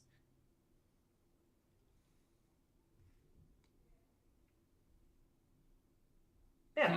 The way I see things is equality for all denizens. So there's only two Erie here. If we pair up with the Woodland Alliance, we can easily work together to stop the Maquis, however she will call them, the kitty cats, from gaining more power. Because like the person that I met in the last area was awful.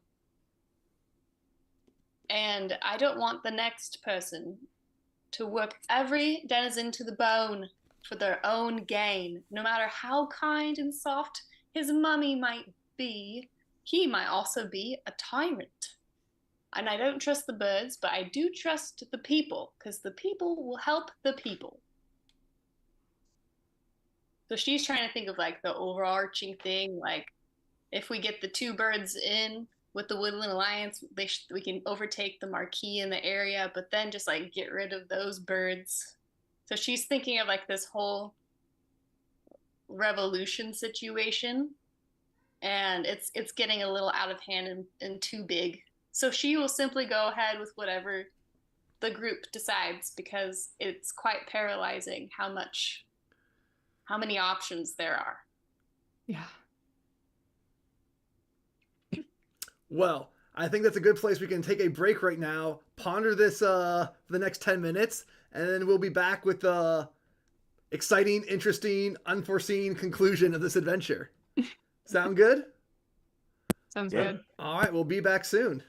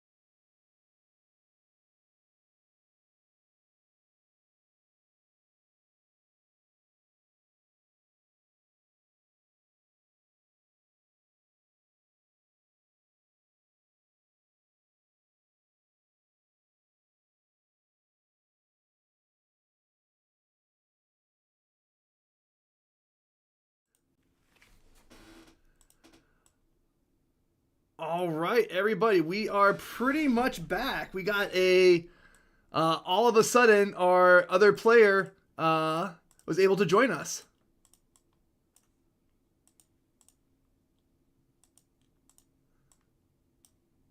All right, we'll go ahead and turn on your art.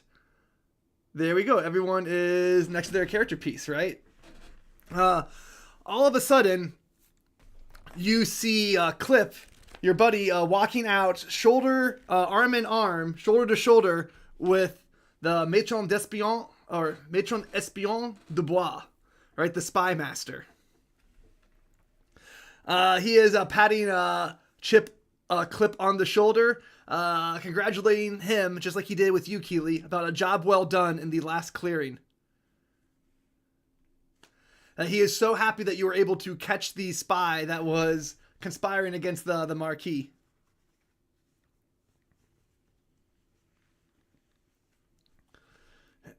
He says, I knew I did a good thing when I set you free. I'm a very good judge of character. That's why I'm the spy master.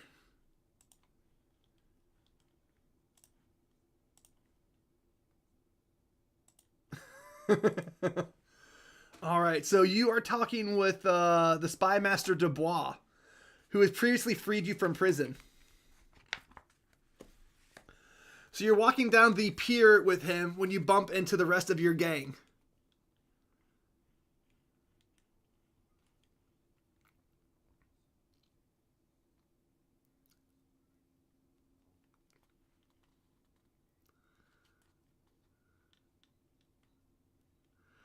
Yeah. He looks surprised that, it's like, you guys know each other. This is wonderful.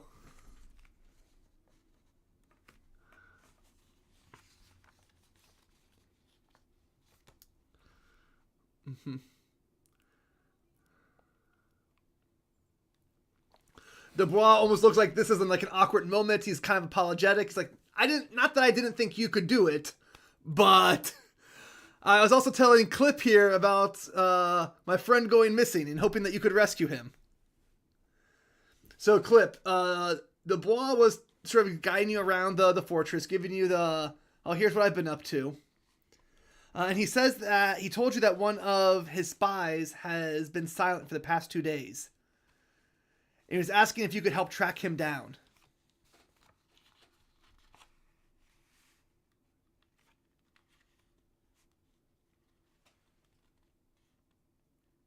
Mm-hmm.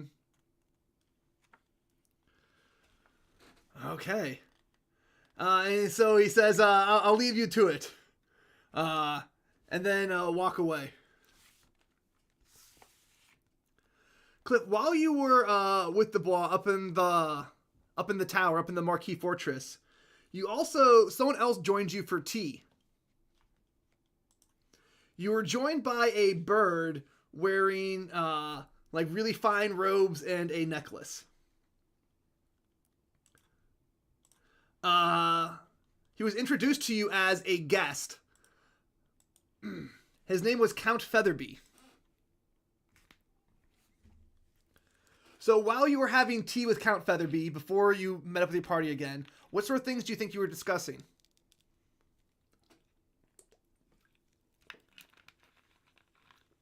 Yep, you and Featherby and Dubois were there.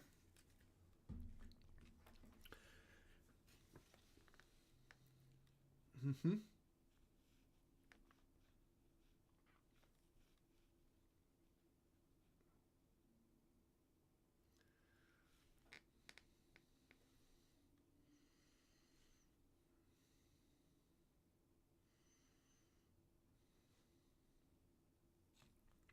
Yeah.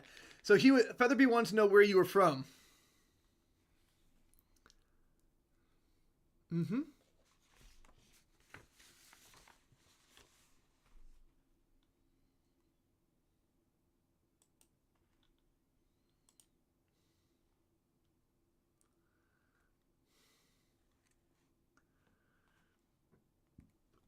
He sort of nods and says, "What do you think of Napa? Is it better or worse than here?"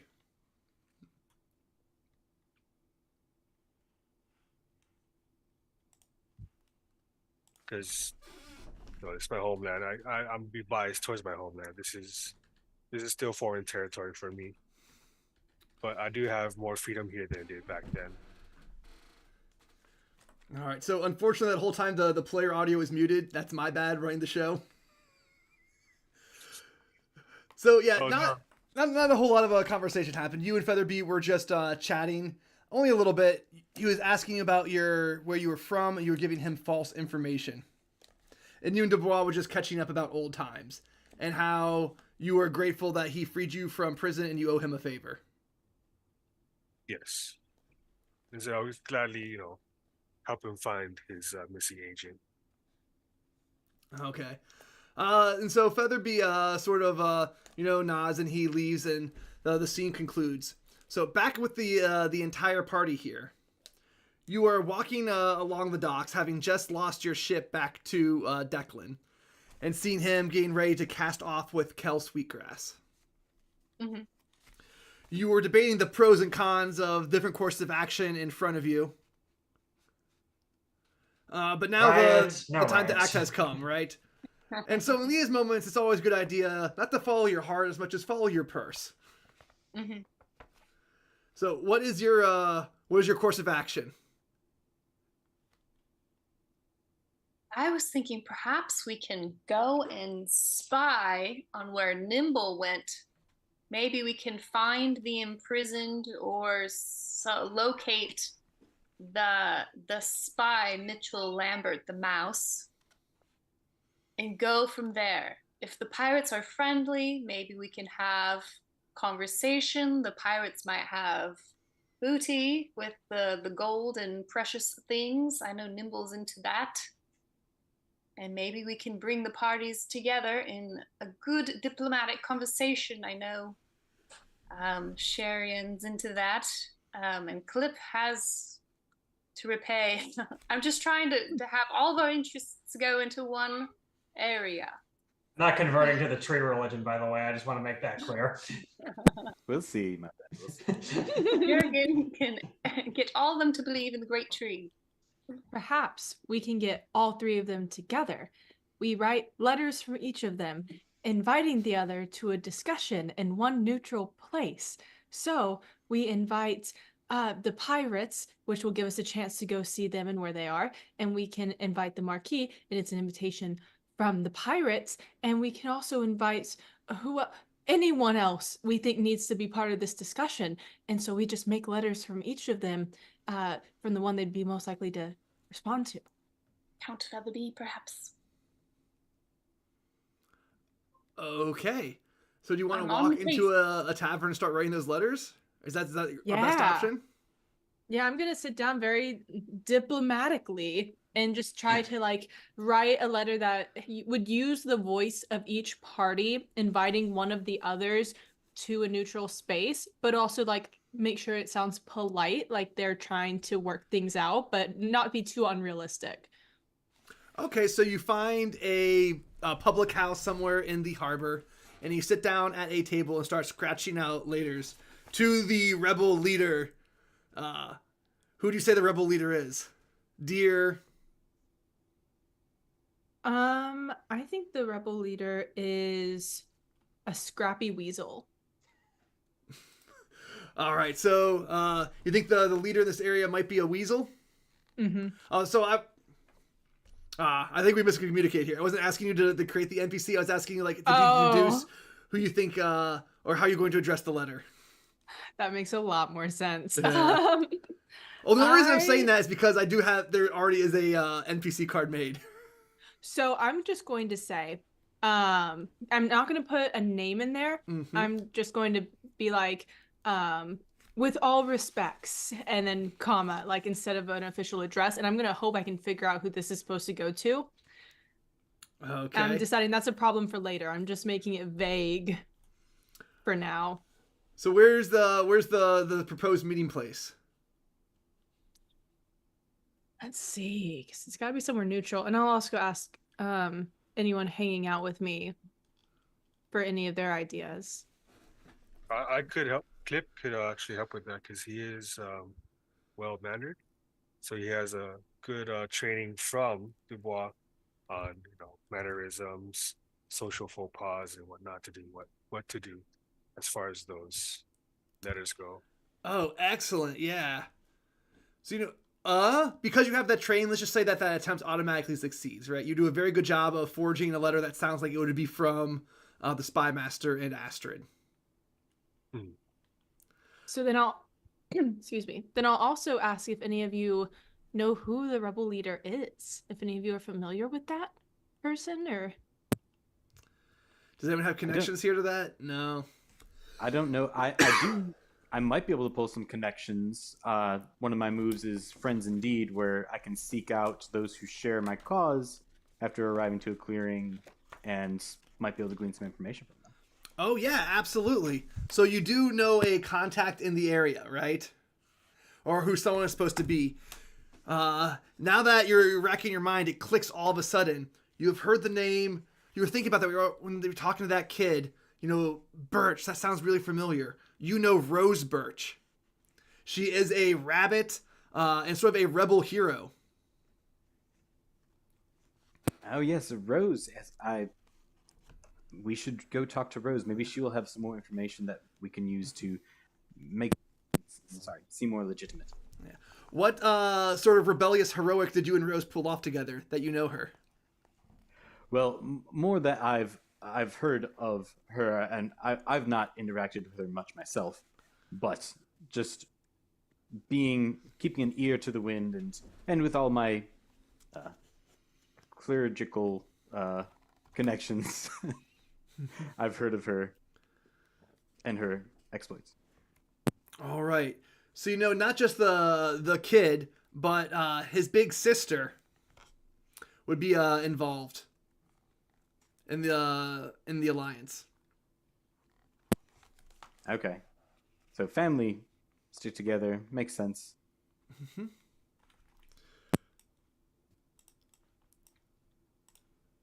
Would Hookpaw perhaps be at the top of the alliance?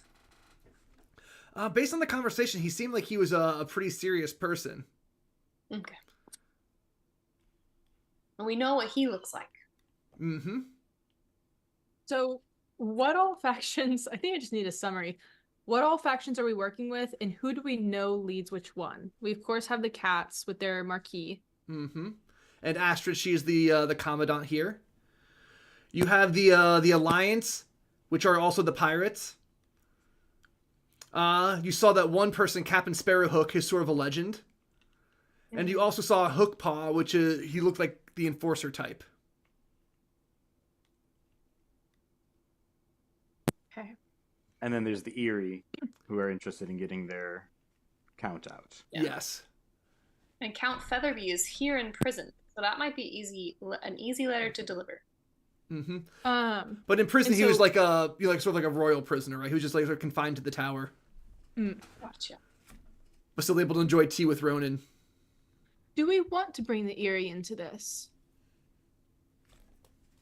Because it sounds like they are just going to break in, get their person back, steal, and leave, which could spark something, but I don't think the main core of the issue is with them. I think the main struggle here is with the pirates and the cats. Mm-hmm. Yeah, I definitely agree. It seems like, too, that the birds, being the previous rulers of this area, are hated by both the Alliance and the new rulers. So, if anything, maybe we tip them off and collect the payment later. And let them know, hey, something's going down. This is your opportunity. Get in, get out, get paid. Or just leave them out entirely. Yeah, are we talking involving or rescuing Featherby?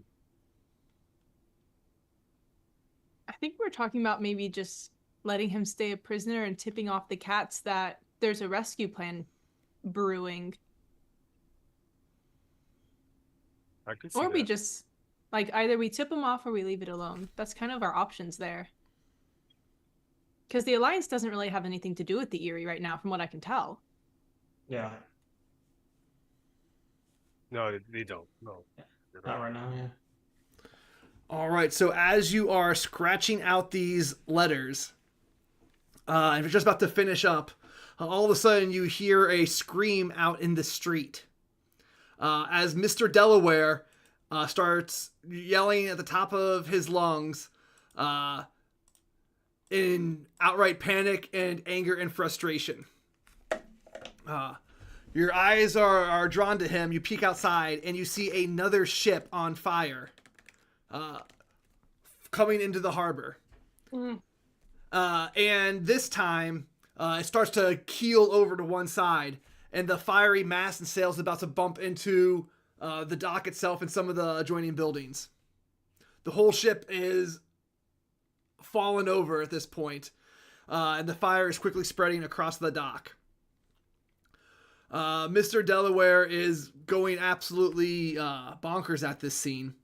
He's trying to yell at everybody to try to find someone to help him get his gear out of his warehouse, cursing the Alliance under his breath that,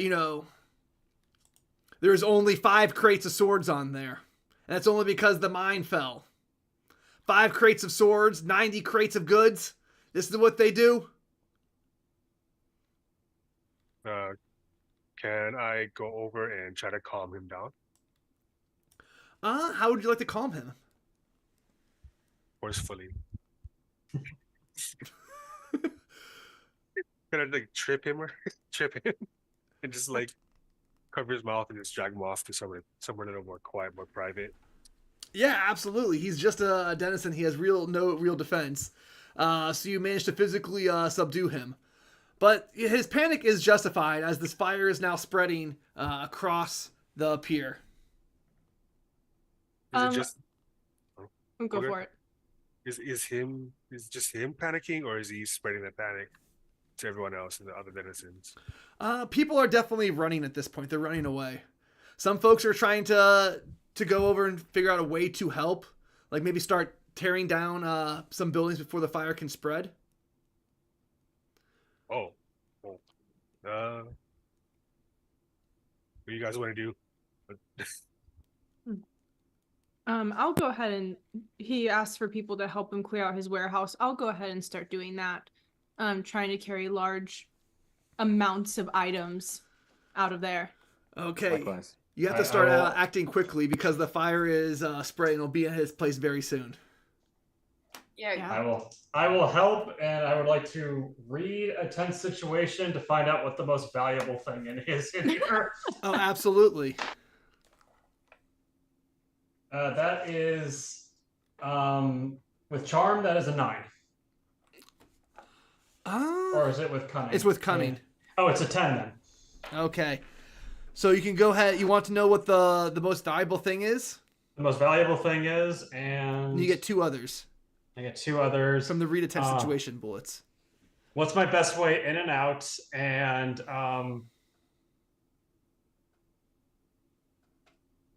what should I be on the lookout for? Okay. The best way in and out is to help people tear down buildings before the fire can spread. Namely, with Keely being a beaver, she's excellent at felling timbers. Okay. The most valuable thing he has in here is a strong box that is filled with diamonds and fine jewels. Oh, it's mine. And that is my nature of kleptomania. So clear your exhaustion track when you selfishly and steal something valuable and important. So, all right. So yeah, you clear your exhaustion track, and you also gain a special token called All of a Sudden, where you get to say all of a sudden and something happens. Oh, hell yeah, like anything that is plausible and interesting, you can make happen in the story. Okay. And then I think the last thing I asked was, what should I be on the lookout for? You should be on the lookout for the roof collapsing on you as you're trying to get out of here. Okay. So as you look out, you see the timbers on the warehouse are starting to smolder. Okay. I convey that there is a falling roof and that their fire is spreading, and maybe Shari sees suddenly Nimble acts like a leader, telling people what to do, and being like, "Huh," and then Nimble just runs off with, you hear jingling in his pocket. Okay, what are the rest of you doing? So did he? What did he say? He instructed me to do my beaver thing. Okay. Mm-hmm. Oh, All yeah, right, so 100%. go ahead, Keely, and roll with might to wreck something. All right. I'm gonna start wrecking some wood. It's not going to taste very good, but let's go. I got wait with might at the 8. All right, you are imprecise and dangerous. So it goes off, but it also presents a golden opportunity for me to go ahead and use a GM move.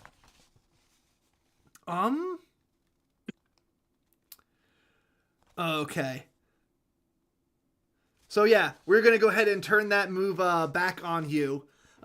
So just as Nimble was trying to point out, the building did fall over. So Nimble is safe, and Nimble, you can choose one other person to avoid the collapse. Of all of us? Yes. Oh, damn. Yeah, I think I'm good. Can I use the all of a sudden? I use a card to remind myself. I'm going to use the all of a sudden thing on there. I'm going to say as part of the thing, one of the beams kind of like lodges into the tipping building to buy us just a little bit more time. Yeah. To get people out. It makes like the little safety triangle. Yeah, a little safety triangle kind of like stops it to give us just a little bit more time to get out of there. Okay, so you get that out, and you also rescue Mr. Delaware and Declan. Okay. We were surprised to see because you thought he was going out to sea. But here he was back at the docks. Nice. Looking all we around rush- and utterly panicked. Like, this is not what was supposed to happen on his day. All he As wanted we was some rush carp. out- Well, I'm curious about that because I'm going to stop and grab him and say, I thought you were going out to sea today. Why are you here? He looks around really quickly and says, the boat got out from under us. Another inspection. And I look at him, "Oh, what inspection? Who? It sounds like you were trying to read a tense situation. So go ahead and roll with cunning. All right. Oh, I have +3 on that. That's 12 total. Okay, so yeah, you're gonna pick 3. Or maybe this was trying to figure somebody out. Whichever one you want. I'm trying to figure someone out. Okay, so that's with charm instead. Does that change the result? That goes from... That would bring me down to a 9. Okay, so you get one of the bullet points listed.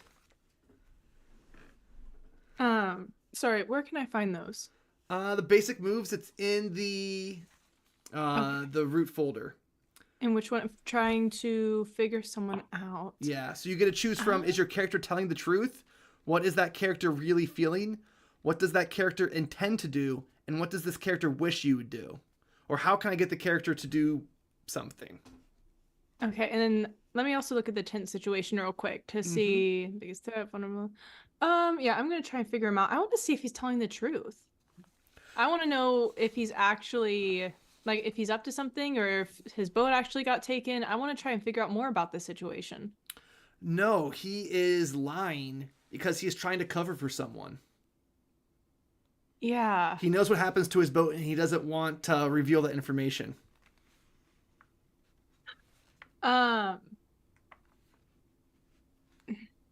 I'm going to try to get into his confidence and say, listen, my only goal is to help people. And if there's a way I can help you, that would be wonderful for me to know. But I don't think your boat was just taken for another inspection. He sort of like realizes that the last time you talked to him, you said you were part of the cats. He gets really afraid and says, what can you promise to help me with? What can you do for me? How can you protect us? Well, I consider me an independent party in this. I have many skills. I have many connections. I am well respected in many places. And so that depends on what you need. He says, I promise that this wasn't meant to happen like this. What? He looks around at the fire, says, he would never mean to do this. Are you working for them, the Alliance? He shakes his head back and forth. Declan does. Do I feel like he's lying to me still? No, you still get the feeling he's trying to protect somebody. Okay. Listen, I'm not going to turn in whoever it is you're protecting. I just want to know who it is. There's a lot we're trying to figure out, and you could put another piece in that puzzle for us, and it wouldn't go out to anyone. Okay.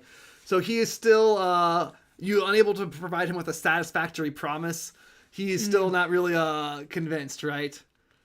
Listen, man, we have money, and I'm going to yell at Nimble, get over here. It's mine. I found it. You can share. Come here. Begrudgingly, I come over and be like, here. All right, I'm going to like pull out a nice gem from the stuff he stole and be like, here, how's this? So you just want to know who was behind this? Yeah, I want to know who's behind this. Who's he protecting? I want what he's got. I want this information. He says it was Kel, right? That the Kel. guy that was tripping a Kel lot. Sweetgrass, yeah, the guy who was tripping all around. Mhm. He says he got in over his head. He just wants, we had plans to get married and run away, and now we can, looking at this big pile of gems. But you just got to get him out. Get Kel. Hey, where is he? Yeah, get him out. Get him out from where? The Alliance is twisting his arm. The Alliance is making him do all this stuff. He doesn't want to be Captain Sparrowhawk. Kel is Ah, okay. Oh my gosh. So, Kylie's she's gonna come over and reintroduce herself. Hello, it's good to see you. I helped save Kel in the water earlier. So, Declan shakes your hand. yes, for a man who's a pirate and cannot swim, I worry for his life. However, we have these wonderful documents here that we're trying to create talks between two parties, and hopefully you and Kel can fade into the background. Declan nods his head. That's all he wants, right? He How wants can out of the you get- danger. However, How can you get us to the leader How can you get us to the leader so we can talk to them straight away? Declan shrugs. He doesn't know where anything is. He tries to stay out of it as much as possible. He's too sweet of a guy to get involved in a war. That's not him, He says, well, maybe I can talk to Kel when he comes home tonight. Could we talk to him too? Would you mind if we came by and tried to have a chat? Like an intervention? Or just to see if we can help at all, see like what his role in this, what it looks like. Maybe Kel will surely know who's hiring him and making him work for him. And he's just another step in the way. And once we have that information, we don't need them anymore. Like these foxes can go live their happy life. So, Declan picks up the jewel box. He shakes it and says, we can leave now. You just have to convince him to stop. Convince him that we have enough money to walk away now. We can talk to him. And Nimble, I'll say that when I pulled out a jewel to prove that like we could do, I picked out a really nice one, and you notice that I never put it back. And I still like absentmindedly have it in my hand. Very nice. Okay, so is that what you wanna? Is that it then? That's the plan. I mean, unless anyone's gonna step in and be like, "Why are we trying to have dinner with this guy?" Like, I figure it's our next step to more information. Okay. So it's the night falls, right? And you folks are walking across the harbor to the cottage of Declan, right? As you're walking there, you see a squad of marquee soldiers banging on this small stump of a house. Eventually they kick down the door and drag a little mouse out of it. She's kicking and screaming, I don't know anything. And they gag her mouth as they walk off. And in the distance, you see the silhouette of Dubois nods his approval before they about face and walk up to the fort. You could get involved if you want, but the door is already opening 2 houses down, and you see Declan has just returned from the docks. Could I quickly ask Declan if he knows what mouse lives nearby? He says, that was Rufia. Okay. And, he sort of, frowns. Because he doesn't really understand why that she was taken. Mm-hmm. Oh, since I'm friends with Dubois, could I go and, prod and see what was going on? If you want to, yeah. You could run up, that way. Yeah, I would do that and see what's going on. Like, why did they take this person in particular? The Bois sort of tells you, sort of motions for you to shush down and walk further away. This female mouse, I should say, so like kicking and screaming, even though there's like a bag over her head and her hands are bound behind her back. And he says, "You are familiar with the ways of intelligence collection, no?" She was seen at all three. She was seen at both ship burnings. And she was aboard the wave breaker when it sank.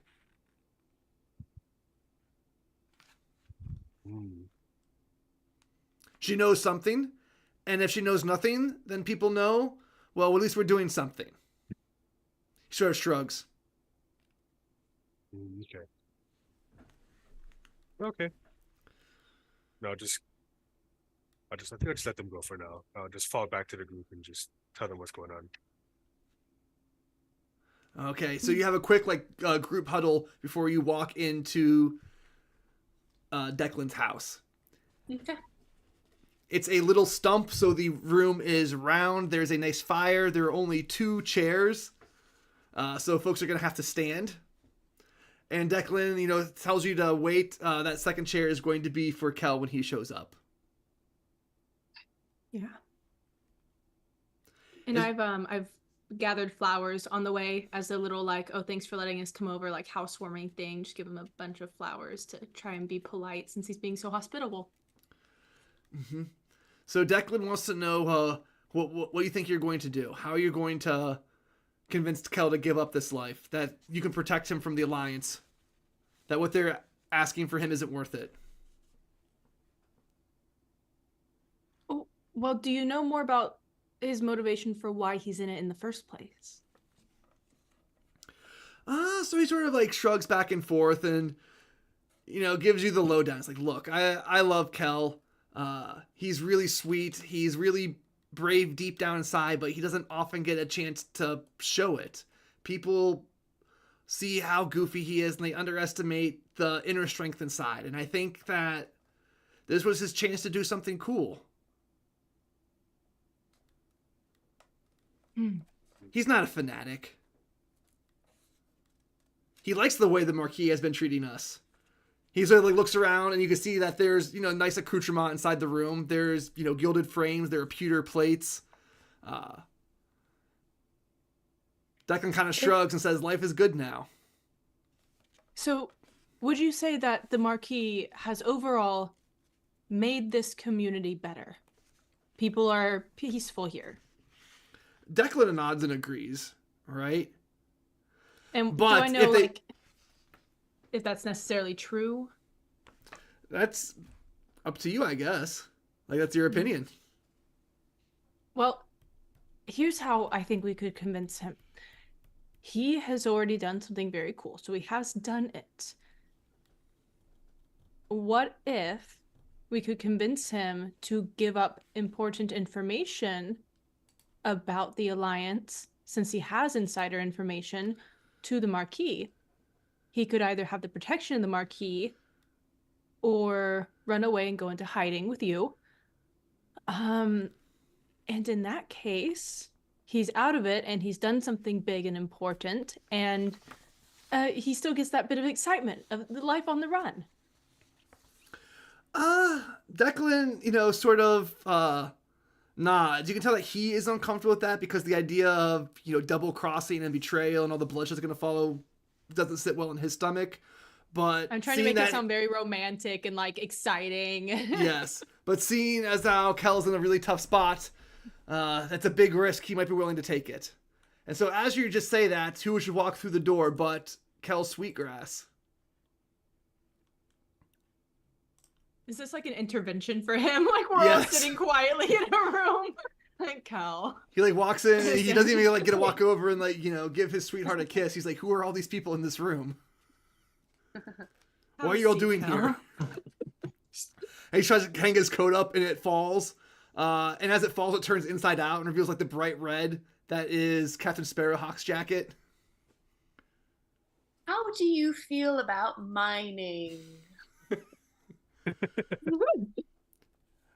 Kel looks around and says, are they with the cats? I didn't mean any of it. I don't know what you're talking about.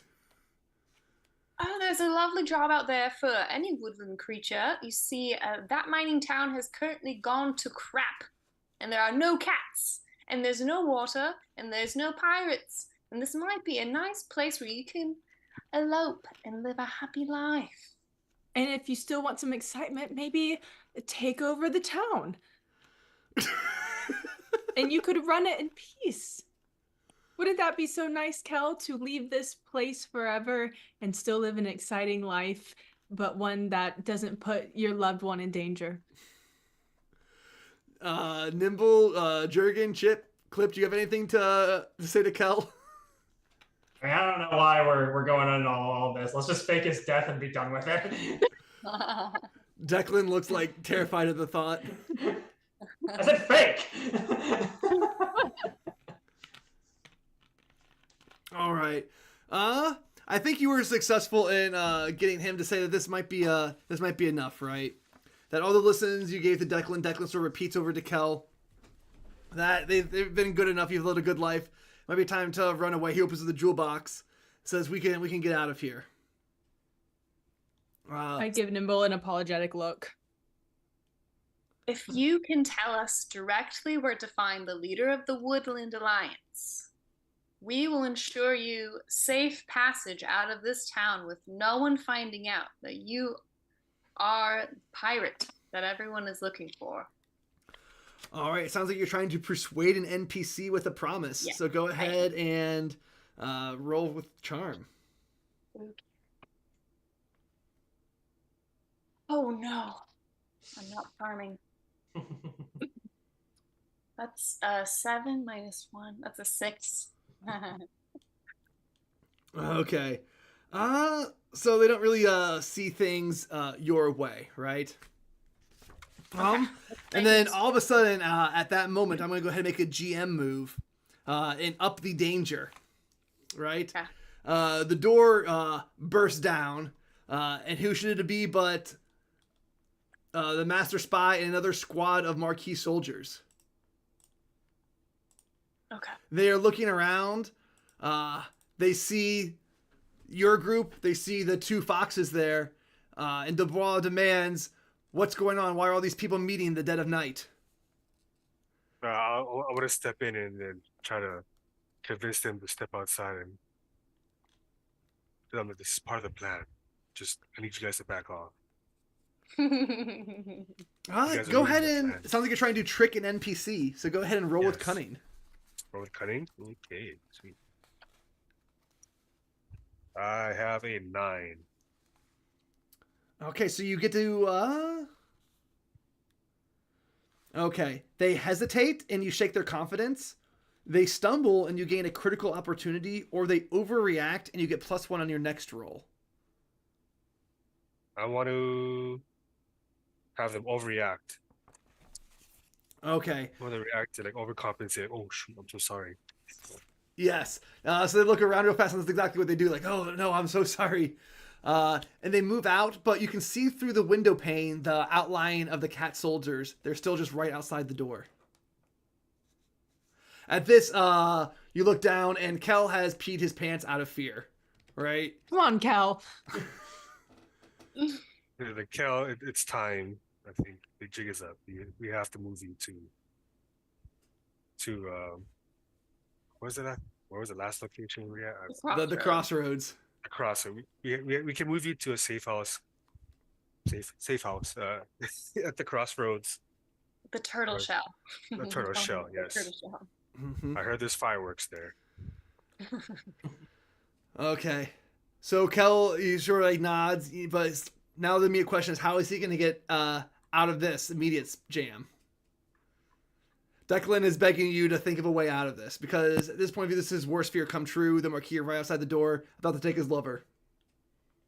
I mean, isn't what they hired us for to get an informant? Part of rooting out the... And I mean, who better as an informant than a puppet figurehead in Captain Sparrowhook? Yeah. Or, and I'm going to mention this to you, Jurgen, or Kel simply knows who the lead pirate is and is giving us that information, and he has his jacket for dry cleaning.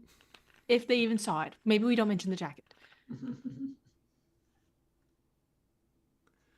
All right, so who's going to step outside and say the thing to Dubois? I have pretty good cunning. Mhm. Do you want to come with me? I mean, you're friends with them, and I'm pretty diplomatic, so I think both of us together would be really solid for this. Yeah, we could both do that then. Yeah, we're both good at that. Just double whammy. All right, Yeah. so Sherian, you're going to get a +1 on your trick and NPC roll, and how you're tricking him? Like, which of the lies are you going to say?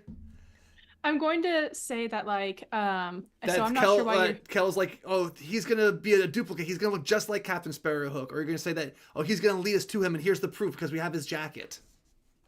Because I don't Dubois wanna knows make Kel's it- kind of a dopey guy, right? Kel's known around town, and Dubois knows everybody. So what was... Oh, sorry, I'm getting...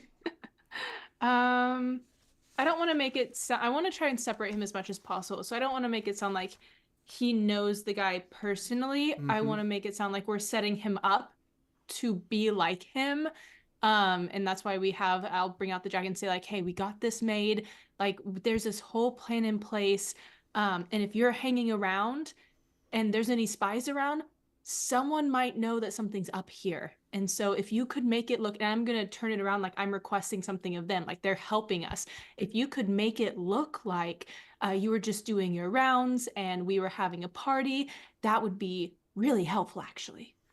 All right, so go ahead and try to trick an NPC with that +1 bonus with cunning. 12. All right, yeah. So they take the bait and they do what you want. Yeah. Ooh. He agrees Those to give you a bonuses great are job. awesome. We're gonna sort of set him up as the fake, and this is all gonna be good to go. He says you're doing a great job working the underground. And he walks out.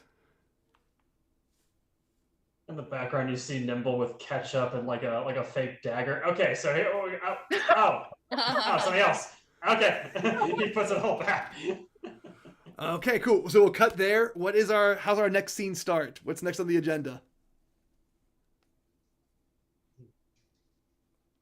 Are we getting Kel out and having him tell us? I'm gonna try to, for our services and helping him, I'm still gonna try to convince him, or have someone else who is really charming try to convince him to tell us more information so that we can talk to the woodland people that have been in charge. Okay, yeah. So Declan lets you folks use the boat.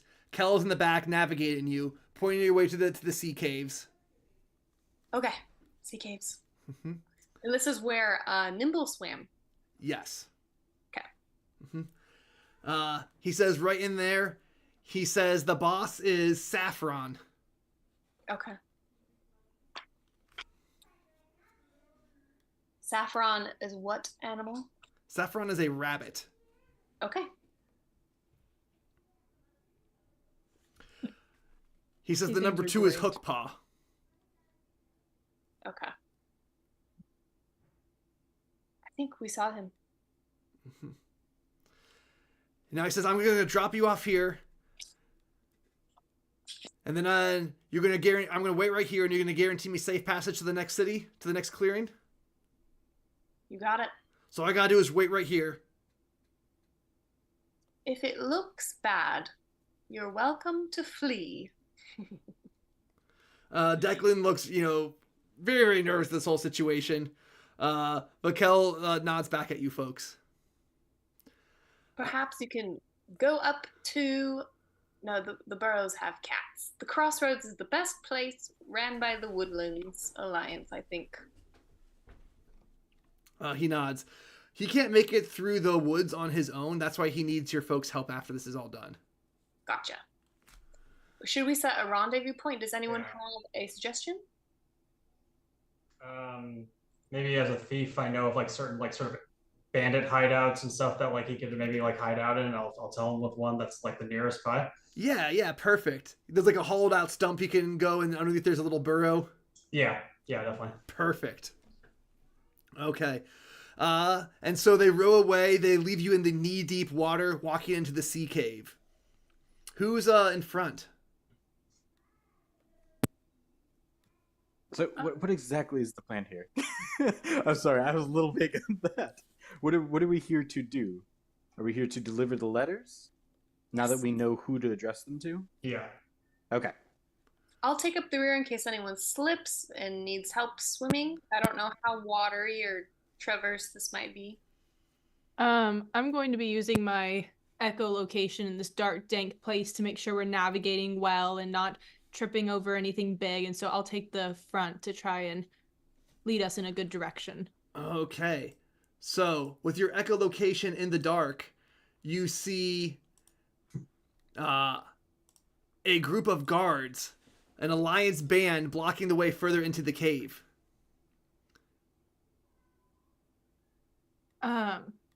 I'm going to turn around and whisper to the group, "Oh, there's nothing." And it's stage whisper, like we're not doing anything wrong. Like we're just here to deliver a letter to them. So do we really need to sneak around them, or can we just tell them we're here to deliver a letter? Maybe some can sneak and some can try that way. Yeah, have both options. Yeah. Would they know about our shenanigans in the crossroads? That is a move. You can go ahead and roll your reputation with the alliance.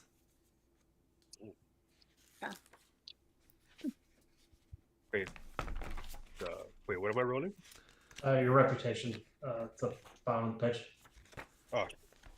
Oh, it's neutral. It's 0. Yeah, so even there, you're still sort of unknown to the faction, or they lack a clear, consistent view of your actions and character. Oh, okay. In that case, could do both. I don't mind walking up front and distracting them, and running away if I have to. I'll join Clip in distraction and I'll sneak. Yeah, so Okay. maybe the echolocation and the sneakiness can go together. And then us three, we can try to get through this other way. By talking to them? Yeah. Okay. Yeah, that makes sense because you got to talk to them anyway, right? You're going to have to show them, hey, I have this letter for you. Yes. Okay, but you're leaving 2 of your members hidden. All right, so go ahead and people who are hidden, go ahead and make your attempted roguish feat. If you're both trained in sneak, that is. Oof. You use finesse. If you are not, you use luck. Good. And so that's Nimble and who? It's Nimble and you.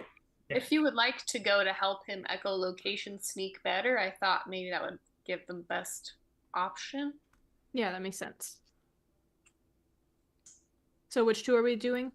If you are trained in sneak as one of your roguish feats, you roll finesse. If not, you roll with luck. 6. I also got a 6. Hey! Oh, we're so good.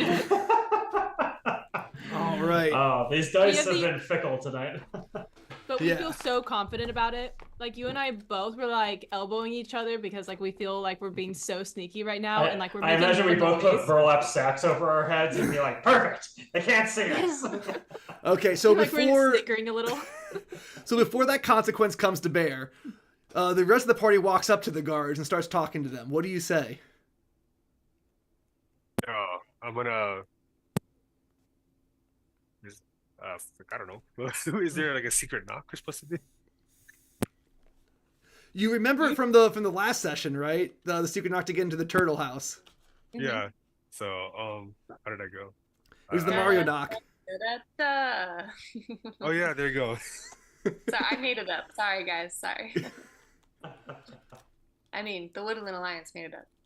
All right, so as you're walking into this, ankle deep water up there, you bang on your shield the Mario theme to let them know who you are.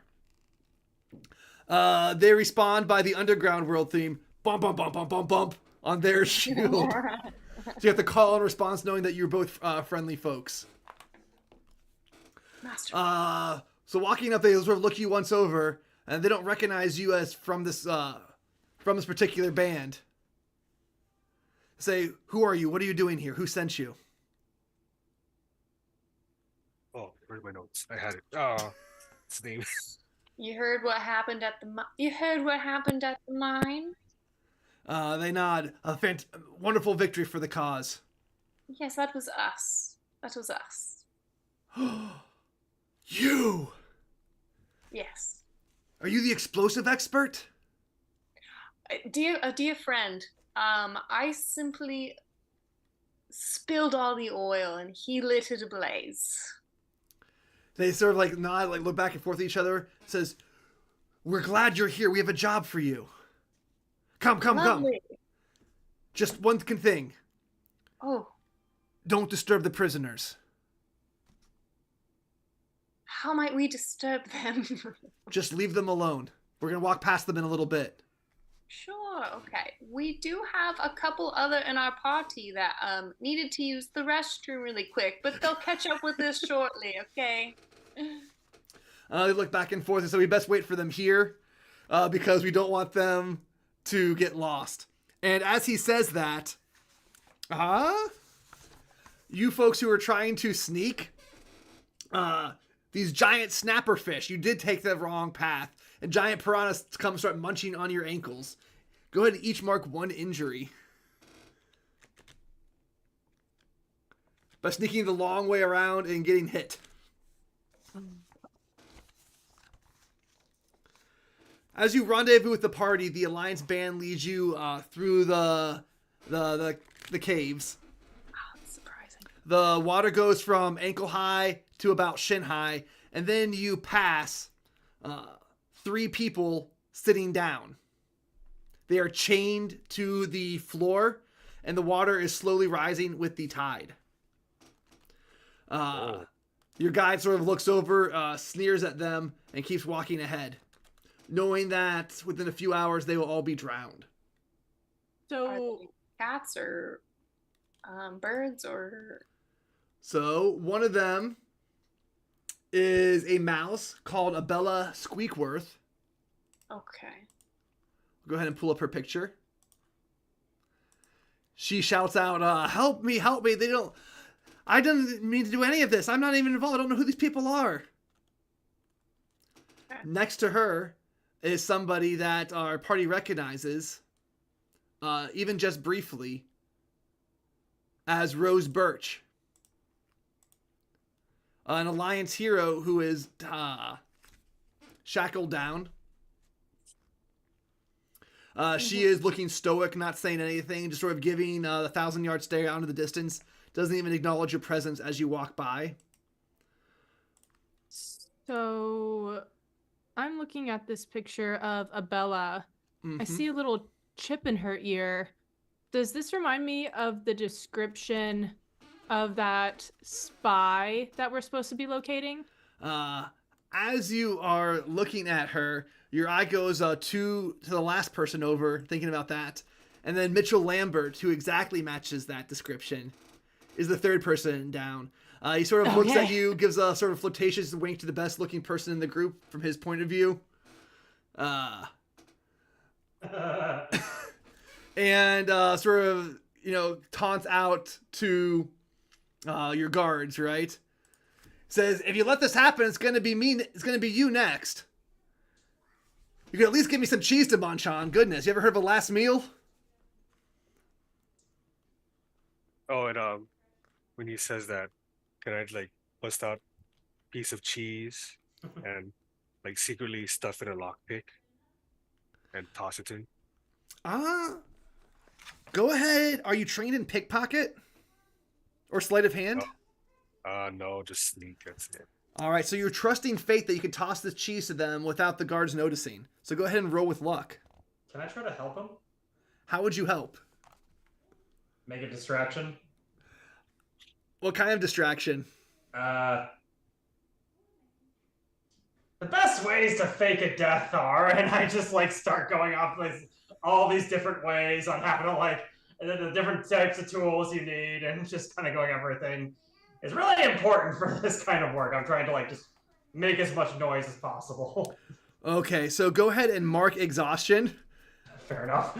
because it's so mentally draining to come up with all these excuses to try to conceal the opportunity.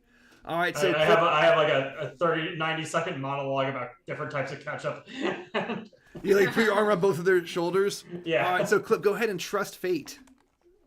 All right, trust fate, and then here we go. Oh no. Oh no. That'll be it's a +1, right? Yes, I Yeah. think so. What'd you get? 2. Ooh. All right. Oh. So you definitely draw unwanted attention, right? So Nimble says, "Hey guys, you want to hear about ketchup?" At just the wrong moment, they turn around and see you trying to hand this cheese to the prisoner, right? First, the one guard says, "I told you not to touch them." The second one says, "Wait a second, what are you giving him?" They walk over and try to grab you by the wrist. What are you doing? I'm gonna trip him. All right, You go could chip ahead him. and roll with might as you attempt to grapple that enemy. All right, 1. Yeah, don't fail me now, please. With might, that is a 11. Yes. So exactly, you pull a judo move. As he reaches for your wrist, you use that off balance, and you got him down in the water. Your boot is against his chest, and he is going to drown in a little bit because he can't get up. I'm going to say, whoa. Messing with him. If we didn't realize that meant we couldn't give him some food last meal, made a good point. I think this is a bait, and I'm just going to try and soothe the frustration of the guards and try to just say like, oh, misunderstanding. Like, yeah, we're not like doing anything. We just gave him a snack, you know? I'm sorry. It sounds like you're trying to trick this NPC because it's not all what's actually happening. Yeah. All right, so go ahead and roll with cunning. I'm good at that. So that is 6 + 5 + 3. Ooh. Slaying. Dang. All right, yeah. So they take the bait and do exactly what you want. So Clip, do you Right. continue to drown this one soldier or partisan, or do you let him up? Oh, I'll let him up. It's like, Okay. Yeah, and I permission. just Oh, it's tell him just permission to touch. Don't disrupt. All right. So unfortunately, during all that curse scuffle, the cheese and lockpick got lost in the tide. Oh, I tried. I'll give Mitchell Lambert a look. It's like, sorry, I tried. He But sort of no- shrugs his shoulders. Devil may care. Okay, I got it. All right, and by, you folks make your way through the sea cavern and into the like central cave where the Woodland Alliance has their meeting rooms, like their war room here. At a large table, you see Hookpaw, arms folded, looking really kind of grim. You see bent over a table a small bookish-looking rabbit named Saffron. And you recognize him, Clip.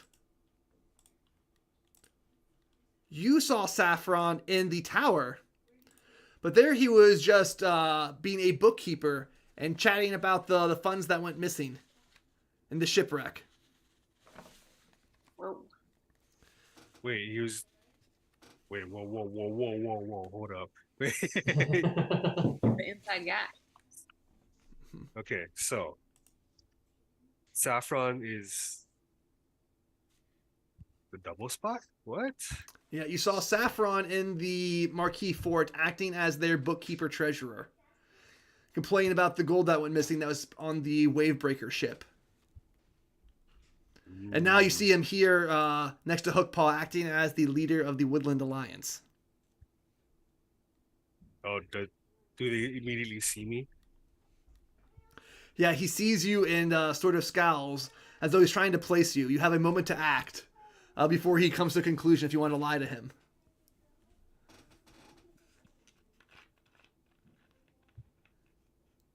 I'm gonna play off and be like, "Hey, good job at the tower.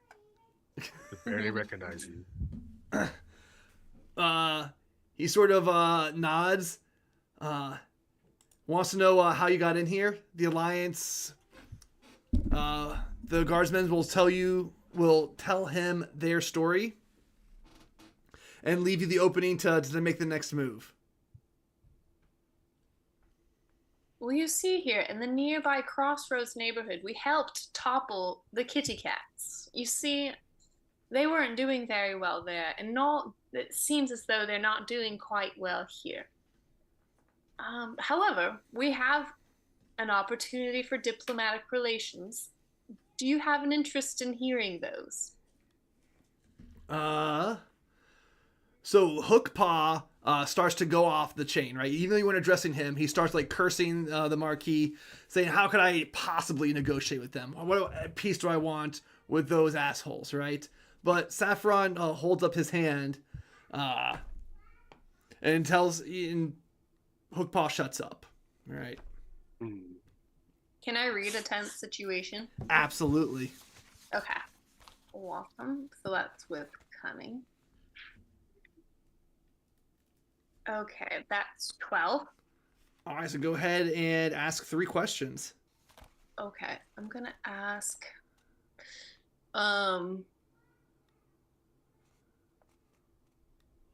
What's the best way?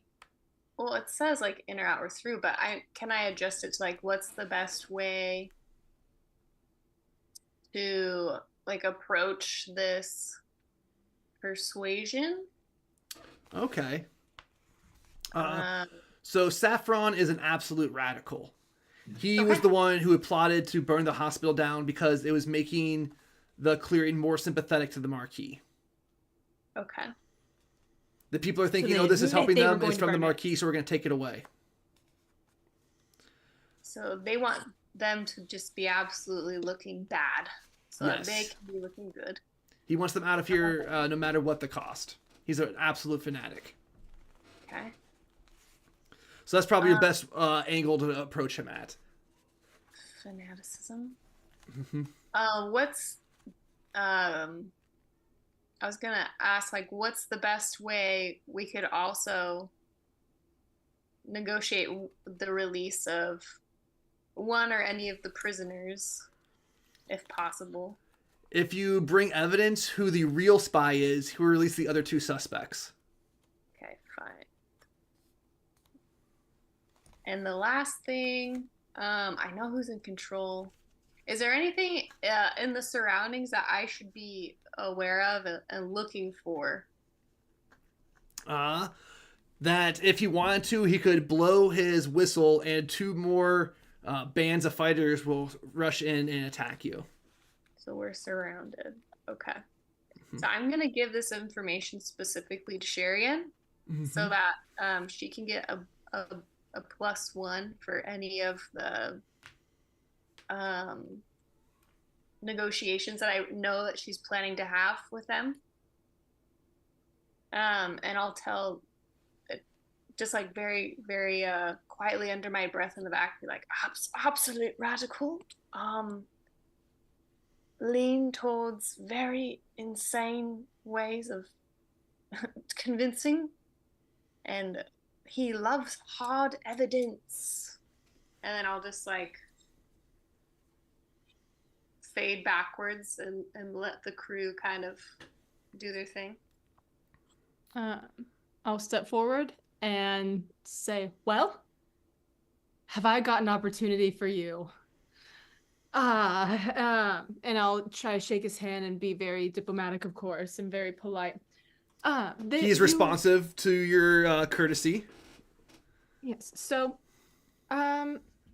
we are playing the messenger, We have a message from the cats. They do not know where we are. They don't know your location. They don't know who you are. You are completely safe, and that is how they figured was the only way to reach you is by swearing secrecy. So we are a totally neutral party, but also on your side. Just of course, don't mention that. And so I have a letter from them. If you would like to meet them at a neutral location, and of course, listen, no one expects you, of course, to reason with them, but if you were to do so, it could open up all sorts of opportunities. They would be away from certain places. They would, I'm sure you can use your imagination how you could take advantage of that if you were to accept this offer. So you're trying to get him to meet with the cats somewhere. And the ruse you're telling him is, well, they're going to be distracted at this meeting so you can take advantage and blow something else up. Basically, and it's not my best or proudest idea. I'm like not happy. Like as it's coming out of my mouth, I'm like, shut up. Like that's not good. That's not good. But I'm like panicking because I don't know how to deal with someone who's super extreme necessarily. And so I'm just trying to get them to meet at a neutral location. And I have it in my heart of hearts that like, we can work this out. If they can just talk, we can work this out. All right. So it sounds like you might be trying to persuade this NPC, right? Rather That's than fair. trick them. Yeah. I mean, I'm kind of doing both. There's not a real meeting from the cats, but I do genuinely want them to go meet them. I think it's more of a trick help. then. Yeah, I could help trick. If it's tricking, I can help. How are you going to help?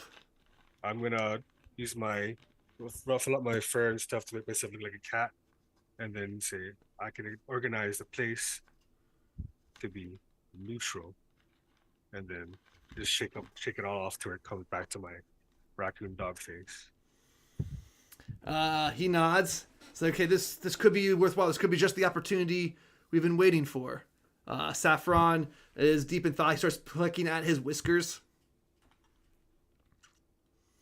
And you actually do have, if you wanted to, a tool to use. You do have the correct spy.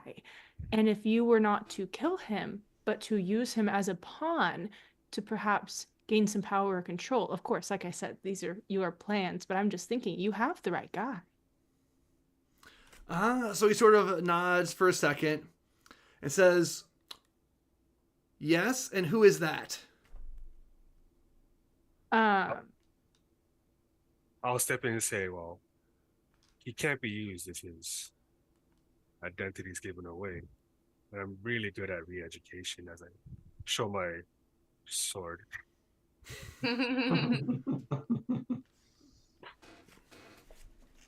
So Saffron, sort of at that, he gives a nod over to Hookpaw, and Hookpaw, nods curtly. And after a long minute, he comes back with Aiden Birch, the younger brother rabbit. Oh. Mm-hmm. So that's Rose Birch's little brother? Yep. So, Saffron tells Aiden, he gets down and says, Aiden, we might have an opportunity for you. You know that mission that you've been plotting? The one that you're the only one brave enough to accept? Well, these fine folks here are going to make a wonderful opportunity. They are going to give you the chance to complete your mission, the one that you've been practicing for. Aiden looks all excited. And then, but Saffron sort of looks over at you folks. But these folks are also doing you harm right now. They're playing with your sister's life. You see, as much as you love her, we think your sister might have betrayed the cause. Aiden looks kind of terrified at this, right? Saffron looks down at Aiden again and says, but you're good to us, right? You believe. What are you doing? I'm going to step in and ask, who are you talking about? And I'm also curious what this plan is, Aiden. Aiden chirps up that he's going to firebomb the hospital. That it's full of the sailors that it's a target that no one's going to be thinking about, that he's small enough he can get in and out. He's been practicing. Hmm. He's going to drive a big barrel to the bottom of it, and he's going to climb up. He's going to set it on fire, and he's small enough that he's fast enough he can get down before he gets trapped. So he's going to use the alcohol that's in the hospital to do this. Mm-hmm. Yeah, that's really smart. That's a great idea, Aiden.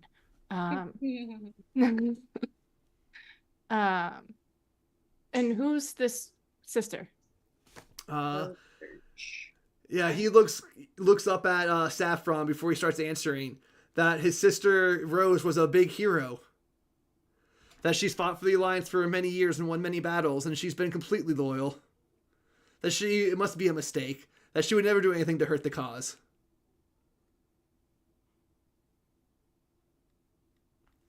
Saffron at this point looks back over at you and says, "Now who is the spy? You will tell me." Out of curiosity, if I tell you, do you plan on killing him or using him? I plan on cutting off his head and throwing it in the town center. Oh, what's worse, drowning or getting your head cut off? And then I'm going to say I Captain think Sparrowhook drowning's caught this worse. person himself. Decapitation's faster. Yeah, drowning's pretty painful. So I hear. Haven't done it. Oh yeah, you don't retcon that. Yeah, we're just going to leave him tied up there until the tide takes care of him. And then throw his body in the center of town and say Captain Sparrowhook caught him at sea.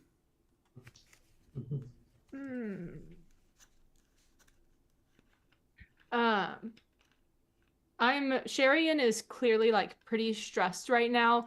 Like nothing she has said has accomplished any of the goals she wanted to accomplish. And so like I'm visibly worried about being put on the spot and giving the name of this guy, but I also don't want the other people to die. And I'm very stressed right now.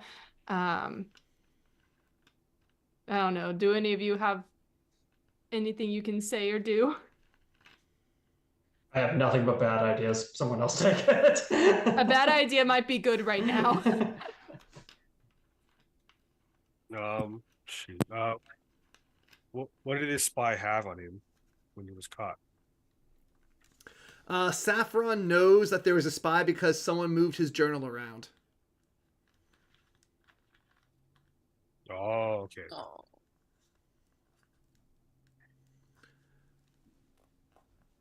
And these were and I think this is one of these folks, right? Mm-hmm. Rose was in the area. Mitchell was in the area. But Annabella was seen talking to the cats.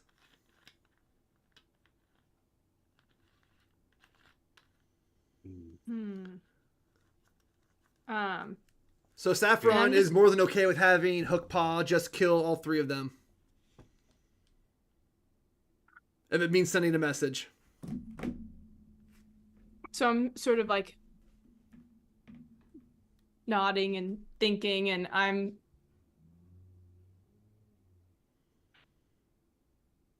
going to pretend to have indigestion. And I'm going to like burp a little like I'm about to throw up. I'm so sorry. Give me a second. And I'm going to run back as if I'm retching, and I'm going to grab Nimble and be like, you have, and I'm going to name a plant that works as an antacid. You have mint, right? And I'm like dragging him with me. I have mint flavored ketchup, and I say, do I think they buy this charade of mine trying to act like I'm getting sick? Yeah, sure. They'll buy it. All right. I'm going to make some retching sounds, and in between try to whisper to Nimble really quietly, break them out. okay. Them out. I like dragged him into the hallway where the prisoners are. Yeah. I'm going to go and if I remember correctly, if I mark depletion, I can say I have lock picks to pick the lock.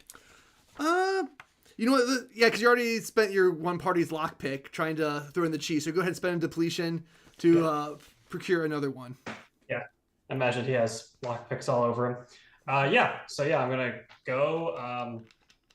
I'm gonna go to Rose first. I'm gonna try to lock free her first, and then the mouse woman with the chipped ear, and then finally Mitchell last. Okay. So while you're trying to do that, what's the rest of the party doing? So two of your members just ran off. Saffron's looking around. This ruse will only last for a minute before someone gets suspicious. What are you three doing? I think I would pull the Aiden, the little mouse guy, aside and just kind of talk with him and be like, "Man, you will never believe who I met today, Captain Sparrowhook." And then kind of geek out a little bit with him while trying to keep him off to the side, away from, if possible, without looking too suspicious. Aiden looks up and says, Saffron wouldn't really hurt my sister, would he? I'm afraid I believe he means what he says, and he would do anything it takes to get what he wants. These are dangerous folks you've landed with, lad. He said he's really confused. Doesn't know what the right thing to do is in this moment.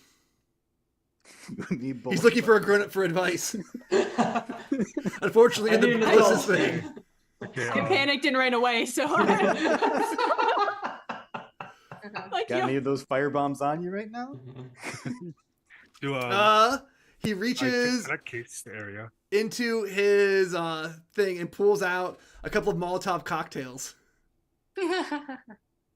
Good to know. Hold on to those for right now, and we'll see what plays out.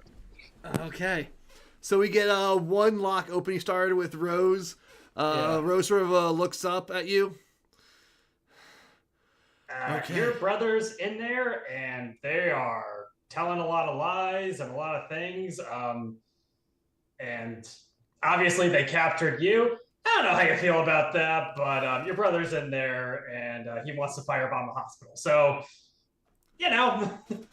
So Rose looks absolutely furious at this point, right? Not only was she almost, wrongfully executed, but now they're messing with her little brother, who she's done everything she can to keep out of this war. So she is ready to go back there and start fighting. I said, okay, right behind you. And then I go and get the two mice free. I'm going to try and stop her and be like, or we get out of here as fast as possible and try to save as many people as possible and avoid a fight. Rose says, he just said that Saffron has my brother. We'll get him. We still have people in there with him. Oh, we will. Just go to the boat. We'll get your brother. So she I'm gonna retch pulls again. up her. She pulls up like her shirt. She gets out her big sword that was like taken away from her, but they lazily tossed aside. She says, "I got this. I haven't seen combat as much as combat's seen me." Oh, you people! I think I'm in love. You're nimble. All right, you want to try to persuade her with a promise or a threat because you're right there? Is there something you can promise her to stop her from going in there and trying to start a fight? All I can promise her is that we'll get her brother out, but none of this is what Sherian wanted. I have no idea what I'm doing anymore. I've lost confidence. I don't know. I have nothing. If bats could sweat, there's beads dripping down my face at this point. None of this is right. All right, so Keely and Clip, you are back in the room with Saffron and Hookpaw as Jurgen is trying to talk to Aiden off to the side. You have about a moment before you hear Rose's scream. What are you going to be doing? I'm gonna. Wait, is there only one door we came in, or is there multiple exits? There is the cavern entrance that you came in, and then two on the other sides of this larger opening. You're in one big cavern, and the cavern has three little tunnels going into it. Oh, okay. And you've been told, and you know that there are fighters in the two other tunnels. Okay. So, Kylie's just gonna take a look around to see if there's some kind of way she can jury rig so she can collapse the tunnels. Are there any... I'm just wondering, what is it in this room, plus in her backpack, that she might have to work with for I don't know, piercing damage or... Yeah, some you can kind go of ahead and mark filter depletion and that? take out, your Yes. mining supplies that you might have pilfered from the last adventure. Yes, Oh I yeah, see. yeah. Do you I have the black powder still from the crossroads? I also have some powder. Not very much. I gave a lot to my friend, but I have probably like 1 pouch worth of powder. Mm-hmm. All right, so go And- ahead and roll with cunning to wreck something this time. Because instead of just using your physique, you're trying to use your situational awareness. Okay. At a 7. You are imprecise and dangerous. You cause collateral damage and attract attention or end up in a bad spot. Okay. So yeah, you find a way that can rig it, but you know that as soon as it blows, water is going to rush in from one direction. Whoosh. Okay. So am I blowing both of them at the same time, or were we just aiming for one? Let's say that you found like the key bit of an archway between them. That if you collapse that, is going to collapse the whole cavern. But unfortunately, some of the water pressure is going to come in, whoosh, and start washing everything out. So I'm gonna go ahead and do that, but at the same time as I like let it rip, I'm gonna like try to grab a hold of all the people that I know probably can't swim, like maybe the little kid because he's like a mouse, correct? He's a little rabbit. A little rabbit. Jurgen, can Jurgen swim? I don't know what you are. I'm a rabbit. I should be able to swim a little bit. Rabbits can swim, actually. Well, there we go. There you go. So I'm just gonna grab all my friends real quick, and they can always like push off me and let go. But with like my beaver legit swimming liveness, like I'm just gonna be ready for like a watery impact to just flood us out. Okay. So as you hit the boom, Rose also runs into the room at the top of her lungs, screaming, at Saffron, but all of a sudden, the water rushes in and knocks her back, tumbling. Our thief, Nimble, had just freed the second lock, and Mitchell was free, so he was able to swim away. Sharian, you can't swim, right? Nah. So go ahead and trust fate as you roll with luck to yeah. try to scrape and barrel through a difficult situation. If I've gotten them all free, I would try to. I think Nimble feeling a connection to share. Oh, sorry. You got only 2 of them free. I got 2 of them free. Ew. Oh boy. I didn't say the other mouse, not Mitchell, but Oh, okay. So Mitchell's the one who drowns. Mitchell's still Okay. locked up. Like, So you free the innocent, but Mitchell drowns. Okay. yeah. So Hannah, what was your roll? That's a 7. No. So it does not go your way. You are tumbled up. You are roughed around. You mark 1 injury, and you begin to drown unless someone saves you quickly. I'm just gonna start screeching in panic. I've lost it by this point. And I'm trying to grab onto a rock, and I'm hoping the noise I'm making is gonna get someone's attention. All right, Clip. What are you doing? You were able to swim. You see Sharian sort of bouncing around underwater. Like, I'll grab Sharian. Yeah, I'll make sure she can swim, float to the top at least. Okay, so you scoop her up, and everyone else exits the cave. Your heads bop above the surface. You have Aiden Birch. She is okay. Rose tumbles up, knocks backwards. She washes up on the beach. It's unclear if she's alive or dead. Aiden walks over her and starts doing CPR, trying to like breathe into her mouth. And that's where we'll call the game. Oh gosh. Right? So Woo! Yeah. Can I use my all of a sudden? Yes. Use your all of a sudden. Go for it.